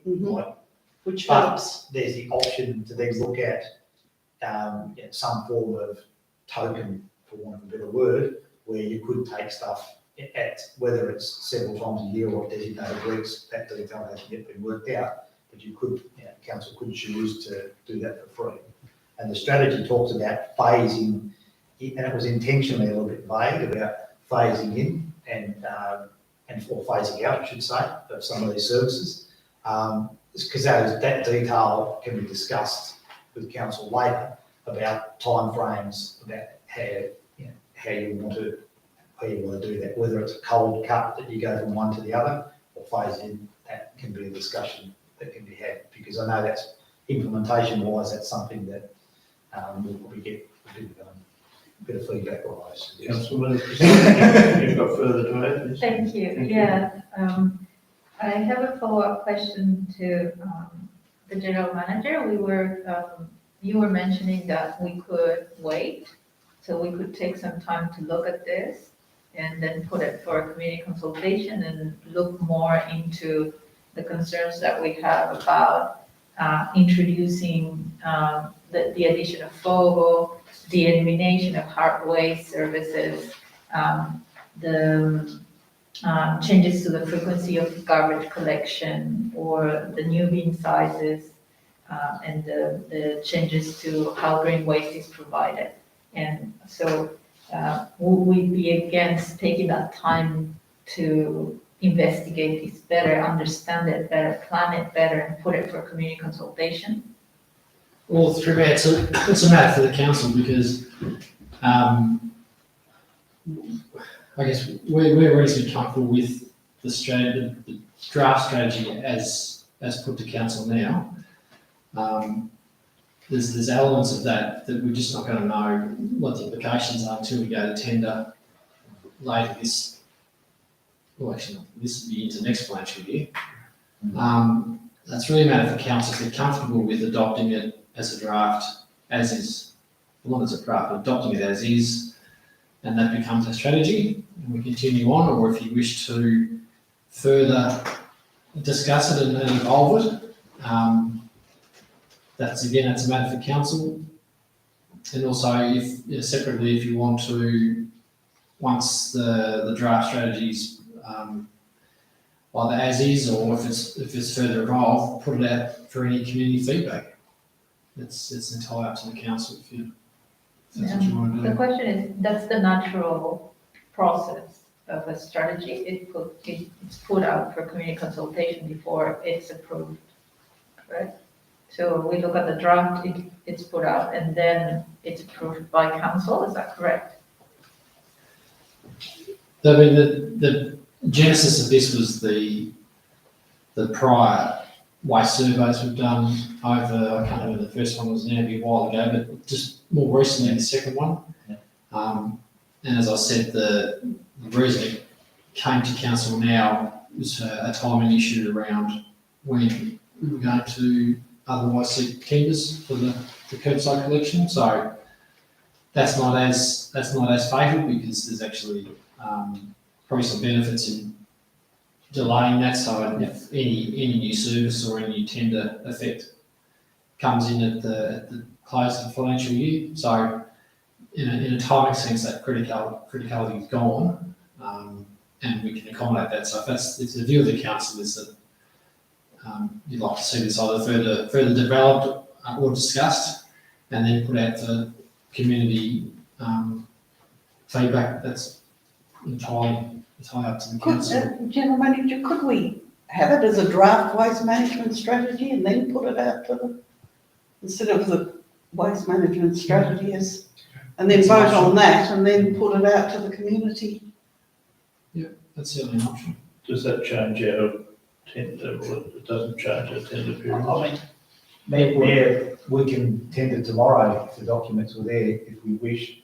But obviously, if we want to tender for services, we want to align the services, to meet, community expectations, and so it makes sense to have the strategy. We could proceed along the lines of a draft strategy, but if we prepare documentation, it's significant time and resources, and then the community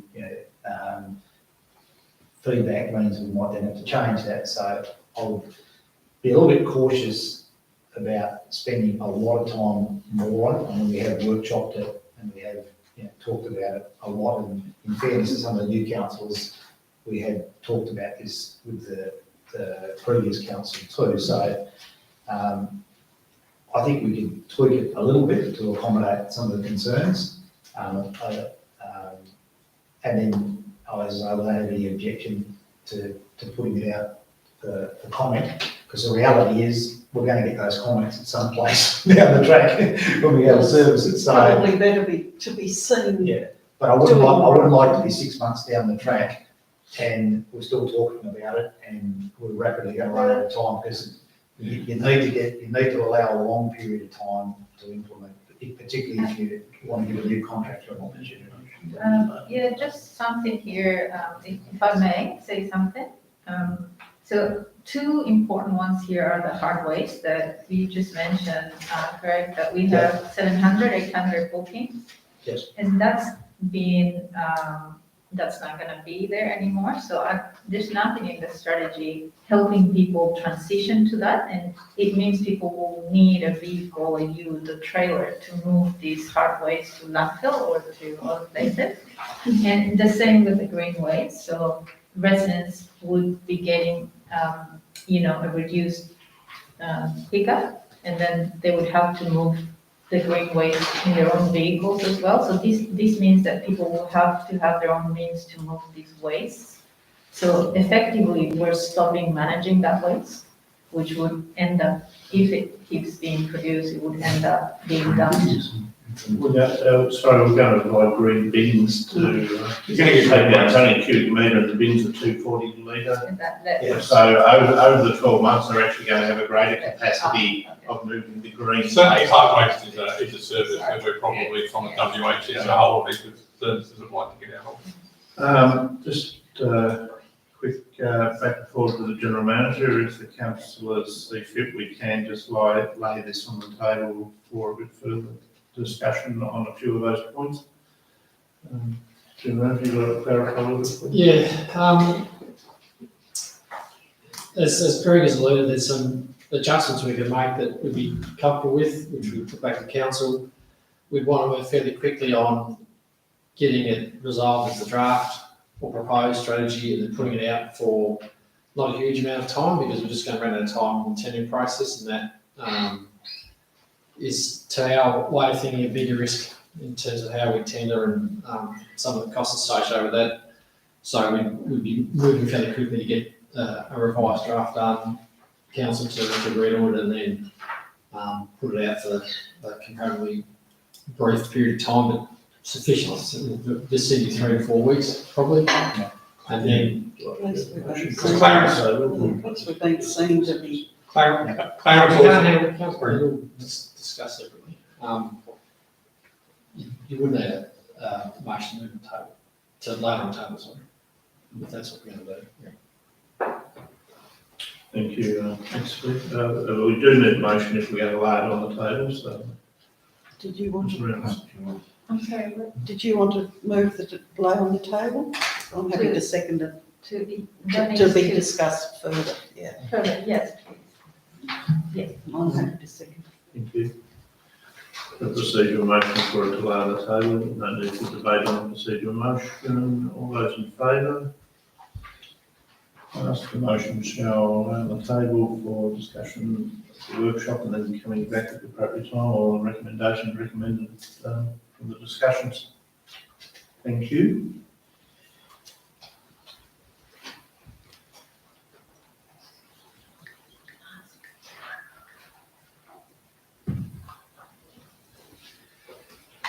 Item 2, recreational water quality monitoring report. You get all the good ones tonight, Greg.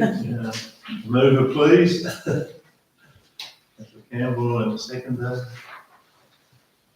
Councillor Gaydos, thanks very much. And open up the floor for the debate here. Greg, would you like to, somebody has got any voice left there?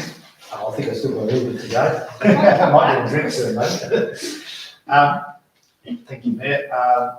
I probably acknowledge that Rachel Kenny, our Environmental Health Officer, is the author of this report, and Russell Kemp is our sort of conducted the water sampling. I mean, we have been extensively undertaking recreational water quality monitoring, certainly for the nearly 30 years that I've been here.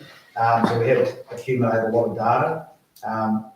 Generally, we're not seeing at our major beaches any significant, sort of, I suppose, reduction in water quality. It's a little bit about statistics, and you tend to have, if you want to get more reliable statistics, you need to have a bit more data. So most of our classifications are based on a rolling, I think it's 3-year cycle of results. So without getting too much into statistics, if you get one high result, it can skew the 95th percentile quite a bit. So we do tend to get a few spikes at some sites, and often we also do what we call a sanitary survey, where we look at potential pollution sources to try to give reasons for why that might occur. So if you take beaches that have always been good, Park Beach or Carlton Beach, never ever have any problems there because the catchment is really isolated from the beach. So you've only got those receiving water, so I can never recall bad results there. But then you go to some of the other beaches where we sometimes have problems, like the little beach in Midway Point, McKinley Street, where you have a lot of stormwater imports. You've got a sewage pump station, which from time to time has malfunctioned. So we have had to, during the course of this, we had to issue closures. And sometimes if you get a high result, we then have to resample. I would have to do that a couple of times. We've had a bit of a pattern over a long time trying to investigate why we sometimes get high results at Red Acre Beach at the southern end. The northern end, commonly known as Blue Beach, generally is okay. But sometimes at the southern end, we've got a few hypotheses which are alluded to in the report, but some years you can link it to rainfall and stormwater, but sometimes you get spikes, and it's hard unless you have a lot of information, and we do have a lot of information on those sites. The other, generally Primrose Sands Beach is fine. Even the beach at Tiger Head, most of the time that's okay, but it's really affected by stormwater. The major stormwater main comes through there, so stormwater will impact that. And our general advice, as it's been for a long time, is that the sites that are prone to stormwater, we suggest people don't swim for a day or so after major rainfall events, and that's consistent with advice all around Australia, because stormwater will pick up naturally anything in the catchment and wash it onto the beaches. So some of the things that the grants that we've got for trying to improve stormwater coming onto the beaches will be quite valuable. Even beaches like Conley's Marsh, we do occasionally get high results, and that has occurred, but we believe that's more so linked to Conley's Creek when that discharges at the southern end of the beach. That seems to contribute more as a main source, as we spend, I don't these days, but Rachel spent a long time going around once a year doing this sanitary survey, looking for potential sources of pollution that might be like any evidence of dodgy toilets in boat sheds or stormwater or failing septics and things like that, that we would pick up, and we did notice a lot this year with all the rainfall. We had lots of seepage, and trying to look at whether that's just natural seepage or whether it's, picks up issues with wastewater systems. But of course, any time you get really heavy rainfall, septic systems don't work at all, so we'll get a degree of leaching. But it hasn't resulted in any of our monitoring being that the beaches are unsuitable for swimming. So they're all at a standard. There's a couple that aren't at the same sort of good category, and that's sometimes Conleys, sometimes Red Ochre, and sometimes down in McKinley. Yeah. So Thank you. Thank you. I'm a bit reluctant to bring it up again, but Jones's Bay. And I was there Friday night and with a lot of other people, and there were kids swimming out there, even though the sign was up, Yeah. which really concerned me. I thought, it's ongoing, that one. I probably can give in. I can probably give you a bit more of an update, but not in this Nothing. forum. No, about well, where we're sort of at.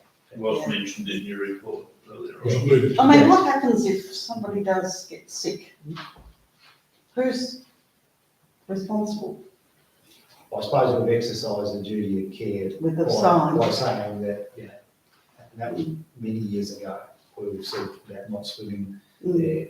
We used to do, funny enough, we used to do sampling there, and we'd often get good results. But the problem with a discharge into the bay from the tavern is it's only periodic, because it's pumped in there. So you can sample it, and you don't know whether it's discharged within the last 6 days, 10 days. Yeah.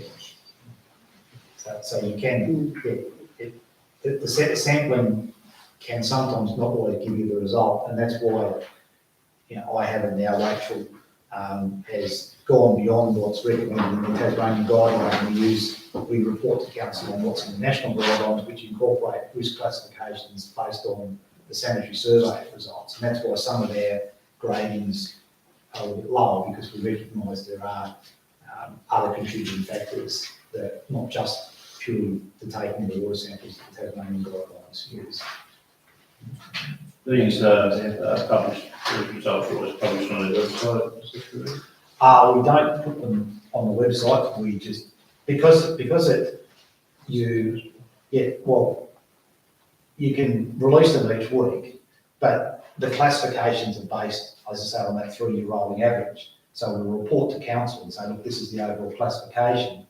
If we get a non-compliance with the guidelines, then we have to, like we have from time to time, we will report to the community that beach might be closed. So if you've got like a pump station failure near a beach, we would immediately, in the interest of public health, put up signage and warn people. So that's when we tend to do it more. There's a problem, don't swim, and then we change the overall classification. But just taking the results in isolation, I suppose it doesn't really provide that guidance to the community that whether it's safe or not.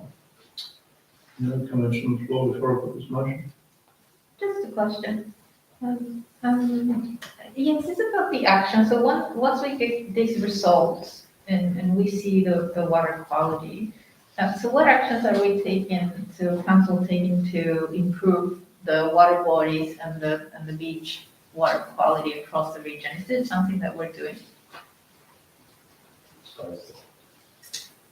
I suppose what we're doing is recognising, trying to find out what the causes of that pollution is, which Greg's already talked about. And I suppose, as he's already speaking about, we're doing sanitary surveys when we're not actually obliged to do sanitary surveys at the moment. But I mean, the other thing is that we look at the trend data over a longer period of time and try and make some sense over it. So, 3 to 10 years is probably a reasonable amount of sort of trend data, if you like. But by the very nature of, urbanisation and whatever, you're going to get some level of fluctuation on a regular basis.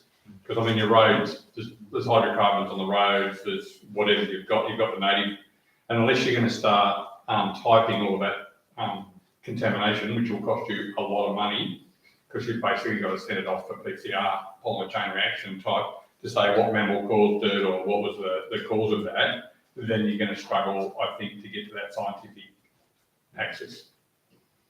I suppose, Mayor, I support throwing it your way, Russell, in relation to some of the stormwater works that we're.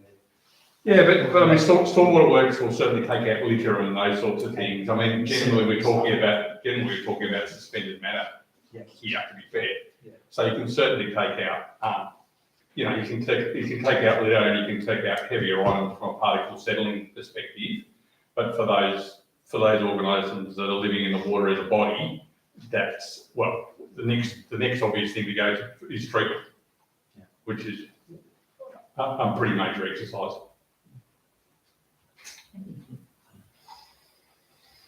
There's no other comments, so I shall put the motion for that report to be accepted. All those in favour? Passed unanimously, thank you. We go on to 18.3 is the draft Tasmanian Waste and Resource Recovery Strategy. Recommendations, quite a few details there on what we'd like to put into that submission. Can I have a mover and a seconder on this? Councillor Campbell and Councillor Merrick-Casada, thank you. Any discussion on the submission recommendations? Thank you. I shall put the motion to accept. All those in favour?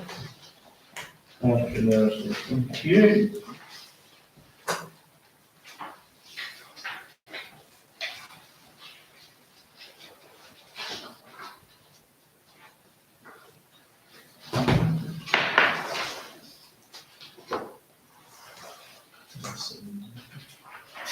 Is 18.4 is the waste management rate remission for Hidden Creek Farmers Market. Can I have a mover, please? Councillor Gadehouse, thank you. A seconder. And Councillor Trinius, thank you.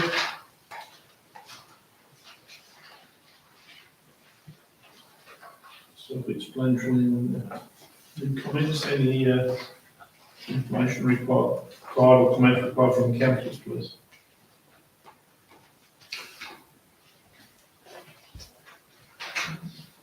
Thank you. I shall put the motion for that to be accepted. All those in favour? Unanimously. Thank you very much.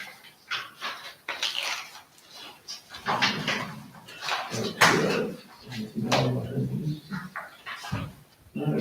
We now move to questions from the public. The gallery is still there to ask a question.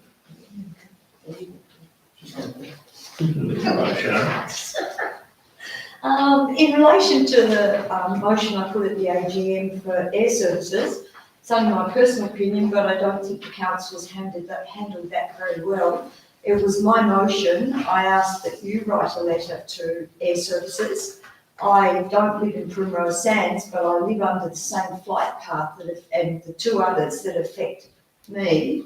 And I think you should have addressed that. And yeah, you haven't even written it up in your book that we're looking at today. So I'm not happy with the way it's been handled. Well, we'll check the records, and if I've got it wrong, then you have my apology, we'll rectify it, but that's one matter. Another matter is in terms of the process that they're going through with the public submissions, that I'll confirm that with them, but I guess I'll take on board the advice I received from a resident who's right across those matters, which is that there's a time and a place for maximum effect as far as when submissions come in. As you would know, there's obviously periods of time through the process when receiving, and that was my misunderstanding, that we would be slotting in our efforts to match in with that, but which is what the feedback I received was that that's not at that stage where that's required or would be of great benefit. But again, I'll check the records, and if it's the case that we'll do it regardless, then I can rectify that. But I'll need to go back up and check to the recording, audio recording. Yeah, I'm just saying it was my motion. I believe you should have at least addressed it in this current agenda. That's what I'm saying. And I am part of that group with Dr. Lisa Stafford, along with 700 other people that have put their signatures to a thing, and we need the support of the council. So that was all that I was asking for. But I think it should have been addressed in this agenda. Thank you. The other thing, I heard the Premier during the week stating, mouthing off is my opinion, of all these big upgrades that he hopes will happen to the Arthur Highway. Has he discussed any of these with council? Or was he just mouthing off as Not at the mayor's level. I don't know whether. So I can tell you that Jacobs Consulting have got the job for the community consultation, and I have received an email wishing us to be part of a working group. There's no scope, and it's just a sum of money at this stage. There's no detail on what they intend to do and how they intend to do it whatsoever. No, I mean, Arthur Highway must be the worst highway in Tasmania. Describing it as a highway is a joke. There's very few places that you can pass. And I laughed when I saw him make the comments, and I think he was just grandstanding. I just wondered if that could be backed up. He obviously hasn't done much with the council, so.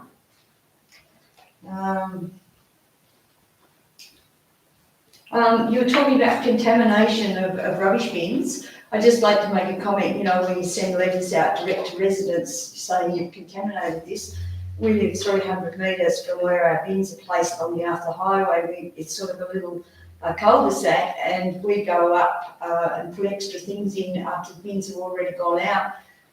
And our bins are chock-a-block with full of stuff from other people, things that shouldn't be in recycling bins. Dirty nappies, the hard waste, we get fridges dumped, which we know shouldn't be. We get tyres put there, and we cop the blame for it because we can't see. So how would you deal with that if a ratepayer comes to you and says, I didn't do it? Mayor, I think, firstly, I'll be very cautious. I will look at the name and I'm addressing it before I send it out to you, Sharon. Thank you, Greg. But in all honesty, I mean, it's the function is, I suppose, to educate. When we do get sometimes feedback where people say it's not my bin or whatever, we just explain what the context of what happens, and the letter does go through this.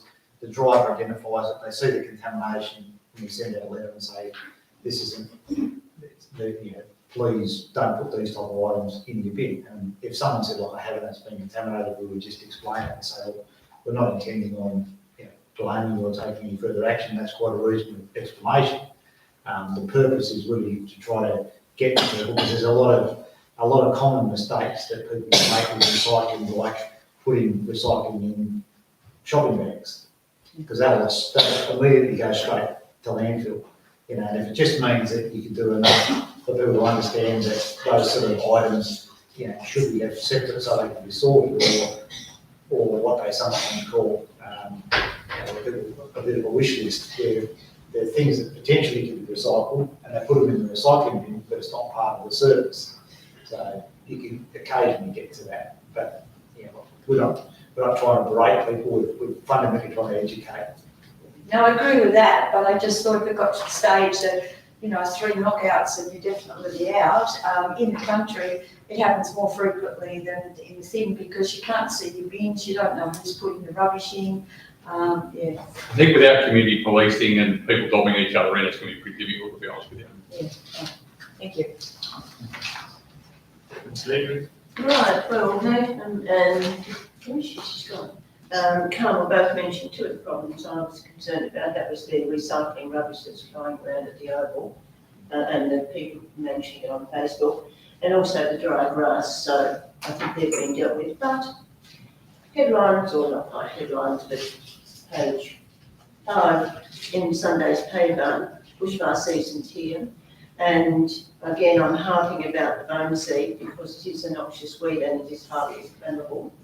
Is the council going to do anything or planning to do anything about eradicating it? Am I banging the head against a brick wall? Well, through me, if this is the bone seed on the land in front of your property, then we don't have I don't believe we have jurisdiction to do anything with it, because it's not our land, so. Who owns it? I mean, what can I can't afford to do anything with it. I really can't. I'm on a pension. And I've spoken to, over the years, I've spoken to the fire brigade. They won't come on it because it's private property. All it needs is some idiot to go walking past. There's a walkway through there. So people are using it as a walkway.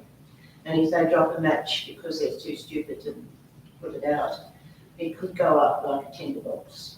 I mean, look at the temperature at the moment. I think it was 30 degrees or something like that today. Well, we're trying to get answers out of the public trustee, but it's a very slow process. I know. So, and again, from the AGM, our staff member has further contacted them, but hasn't had a response yet. Okay, I'll just keep on harping, I suppose. The other problem, which we found at the last neighbourhood watch meeting, was the signage regarding dogs on leads and dogs off leads. I'm personally frightened of dogs. I've got a little Jack Russell of my own. I won't take her anywhere. She's antisocial as far as other animals are concerned, and she loves people and she follows them home if she gets the opportunity. The other problem with the dogs off the lead is apparently it's causing erosion around some areas. So I don't know who's responsible for that sort of thing. Just handing it to you. Well, there's no. I'm not sure what you mean by erosion. Well, they're running up the bank. I mean, because there's not a lot of access to get from the bank down onto the beach. I meant to check it out today. There used to be a set of steps along Jetty Road there, and some weeks ago I decided to go for a walk, which was a first for me. I don't believe in walking, it's against my religion. But I found that I'm getting too old and decrepit to climb up over the rocks. I mean, in my youth I could do things like that, but I'm no longer spry, for want of a better word. So I just wanted to know, because there's not a lot of access, and I personally don't know where this erosion, I think it was around Lewisham Way, that the dogs that are off the leads are running up the bank and just causes erosion because there's not a lot of access to get up. I understand it. I don't want to hear what we do on that one unless it's reported, but I'd say there's more human beings and That's it. rabbits and everybody running up and down the dunes rather than just dogs, but yeah. The Not sure neighbourhood where I watch, can go with that one. the neighbourhood watch is looking at doing with dogs, perhaps education, dog parade, Easter parade or something. Hasn't been finalised yet, but I'm just throwing that in the pot. I think that will do me. That's about it. I'll be here next time. Great. Harry, a quick question about the council chambers. I'd like to know if the picture there of King Charles, is that an official photo? The Lions Club's been trying to get one. We've only just received it a fortnight ago. Otherwise, dear old Queen was still up there for official ceremonies. Yeah. So we had to wait for the official photo. We'd actually have to use the official photo in citizenship ceremonies, not just any photo. Okay, thank you. We've got just a comment on the front door of the hall. Glad to see that there is a notice on there now saying that the fire door is not to be used because it's only for emergency, so that helps with the problem of it not being secure all the time. When someone uses that, of course, it can be left open as it doesn't lock properly unless you really know how to do it. I tell as many people as I can to use the hall how to lock that door, but seeing I'm responsible for the 16 oil painters that are currently in the hall, it really worries me that we have a front door that doesn't really work properly. So hopefully that sign means that it's going to be fixed soon. It's been recognised by the council finally. One quick thing about a letter. The Sorell Historic Society did send a letter to the council, which they didn't get a reply. some people are a bit worried about that. It was about the fact that the carriage railway shed needed a timber floor. This was some months ago that we sent the letter, but obviously people did read it because it now has a beautiful timber floor. So it's looking good. It was pointed out in the letter, why it should have a timber floor. For reasons like, for the use wasn't going to be much use. It was just had gravel as the flooring, like it would have done back in the day when the trains were pushed in there for their problems. Can I just mention one other thing? I'd like to ask a question. I have talked to Greg about this. Just as we've got Greg, he seems to have pretty well run the meeting tonight. He's been here long enough, he should know what goes on. Look, I'm concerned about the two sets of strata titles, Cunipon over here, and the one that I'm living in, which is up off Devonish Drive, that have both proposed to have a corporate body running the waste management. I completely disagree with that. I think that disenfranchises a lot of people who are pensioners, including myself. And as far as I'm concerned, councils, it's one of the jobs that they always have been doing. That's, you only have to listen to how long Greg talked about it tonight. He must have talked about half an hour about it, more than anything else that was talked about at the meeting. And with good reason. This is one of the main things that councils do, is to look after rubbish and pick it up and so on. But apparently, we had a set of engineers who I believe might come from Sandy Bay. Not that there's anything wrong with Sandy Bay, but I don't know that they really know what goes on down here, that we are now getting some strata developments, and we do need to have our rubbish collected by the council contractor the same as everybody else. If it just happens that someone puts in an application, a development application that says they want the corporate body to take over that, well, I think the council should have rejected that and insisted that the council contractors still do it. I don't know if there's any way that can be changed, or if the corporate body were to put in an application for the council to, this is just an example that was mentioned to me, that might be able to happen, that the council could take it over if they had a letter from the corporate body. I'm certainly hoping that something like that can happen. Greg, can I just follow up on that? Those units wouldn't be charged the council rates that would be paid for by the corporate body. So if you're not paying for the council and you're paying for the corporate body, if you changed it, would be charged the council rate instead. That's correct. And there is very good reasons in these unit developments why. Now, one of the obstacles at the development application stage is the development standards that applied at the time and still are fundamentally the same. Don't make it mean that as part of the design of those unit developments, they have to be suitable for curbside garbage collection. Some other councils would have policies and require that there be bin enclosures located inside the property, and they send the council truck or the council contractor's truck onto that property to collect it from one designated spot. We investigated that at the time of the unit units, and our legal advice was that even an indemnity provided to council from the body corporate wasn't a sufficient level of protection to protect council and to protect Russell and I personally as administrators of the contract.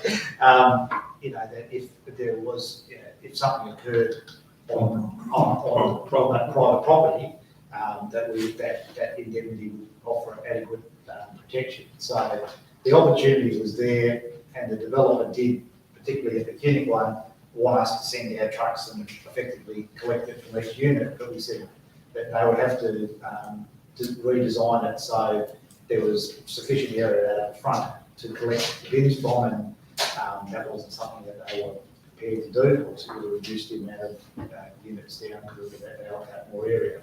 So when it followed through to the other Trillick Court developer, where they used the same engineers, they immediately just proposed, you know, they have the body corporate, and that we don't have a valid planning reason to reject it. You know, we just had conditions that there had to be adequate, you know, services provided.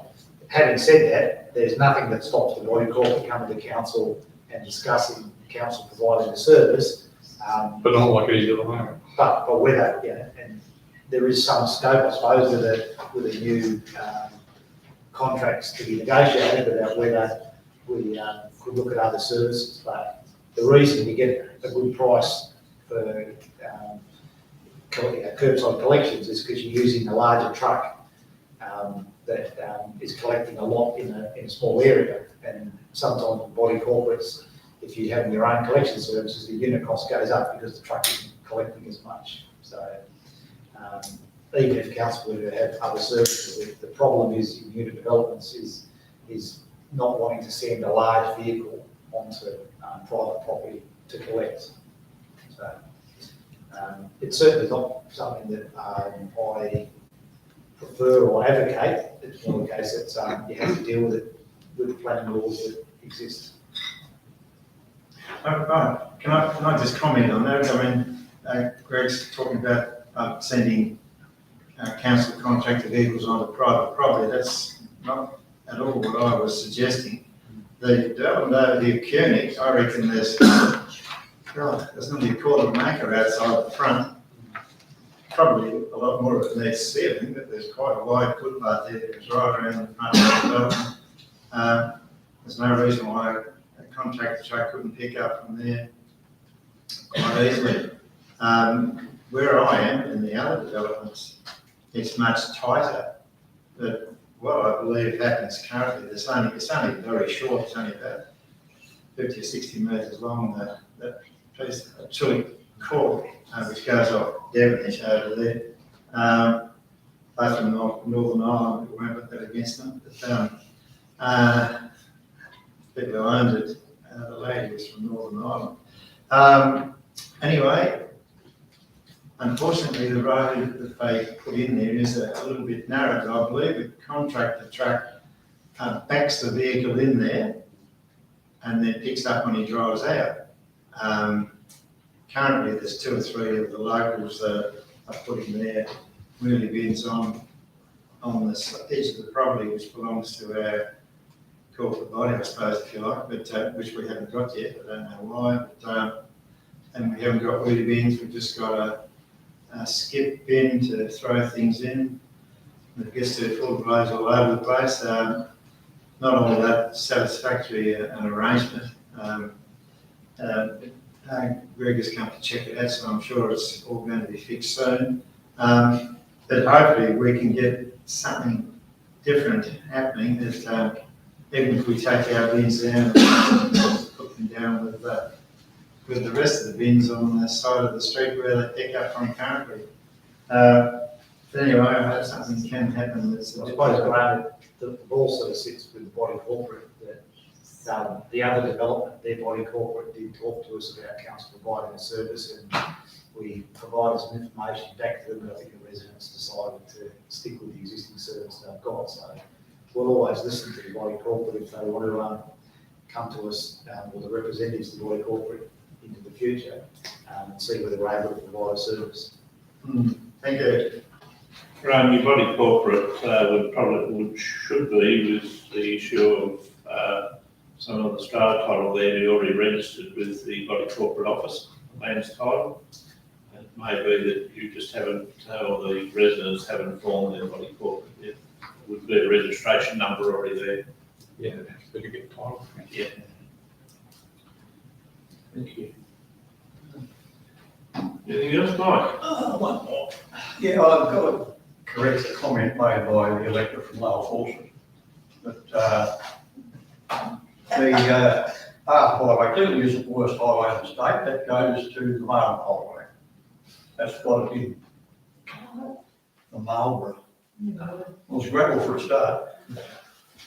The other thing is the acoustics of this building, you've seen it duck shoved it 5 months into advance, which to me is a little bit disrespectful to the people who can't hear. And I can tell you here tonight, that around the room wasn't too bad down there, across the room. I couldn't hear Nathan, he's sitting 2.5 metres away. I'm sitting in the shadow of a giant, but that's beside the point. And which lady are you referring to there? You might get attacked here. Not physically, So can't you just bring that forward? You sat here tonight and gave away more money than what it's going to cost. And you say you haven't got any money. As I remember, there were more of these microphones around the table when this building opened. Where are they gone to? There's 6 holes down the table and only 3 microphones. It hasn't changed as far as I Oh, know. I think so. Every councillor used to have one. Can I just add a point there too? It's really hard to hear, no offence to you, but with a person with a mask on too, we couldn't understand the thing you were saying. And you were looking that way, so the mask was muffling it as well. So it was really bad. Could we have the exhibition of a little bit more respect for the ratepayers who can't hear to spend that money? I consider $700 for a microphone a little bit suspect, because you can't tell me that's worth $700. And that's for the audience meeting one. There's no reason why I can't walk up there and pull Nathan's round and address the council there. I don't need them back here. No, you wouldn't get direct there, but at least you'd pick up from that area. Well, Social distancing is a major thing these days. I noticed that very few of the councillors, Nathan's the one who's closest to his microphone, all the rest is a metre away. So when, And Nathan was speaking into here, so it was I amplified. still got in because. Can I just say, it sounded about to me when I was speaking. He's facing that Yeah, way. he's coming every week. Well, I'm just saying, if you are, you're the closest and you're the hardest. So there's clearly something wrong. And to whinge and moan about, what, $4,200 for them, well, why does the staff need 4 microphones? Was that just a ploy to put the price up? To make it affordable? Why shift it 5 months? We want to hear now. I would have thought if you'd have been a council that respected its ratepayers, you'd have that problem fixed when we walked in here tonight. Well, it's the You mid-year had a month. review comes up next month, not in 5 months' time. Whether it comes up next month, you could have pruned $50 off in the county, they've never could have found that money, you know that well. You know, sorry, we're not going to argue about it, Mike. There is a process in place and we're following that process and that's what we've You done. are disrespecting your electors.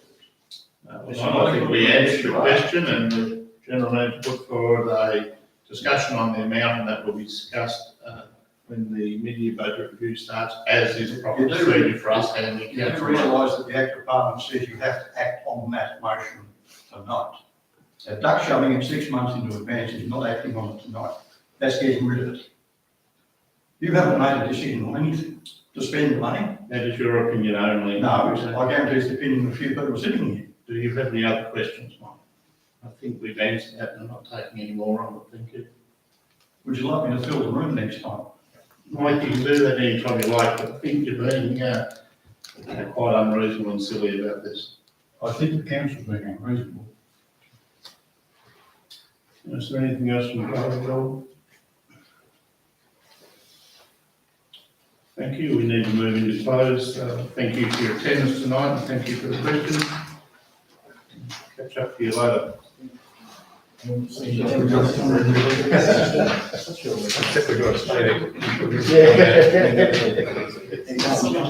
right, thank you. Doing all right. Sporting, you've got more than me. You've done well. You're expecting to see what it comes back, I like. How are you anyway?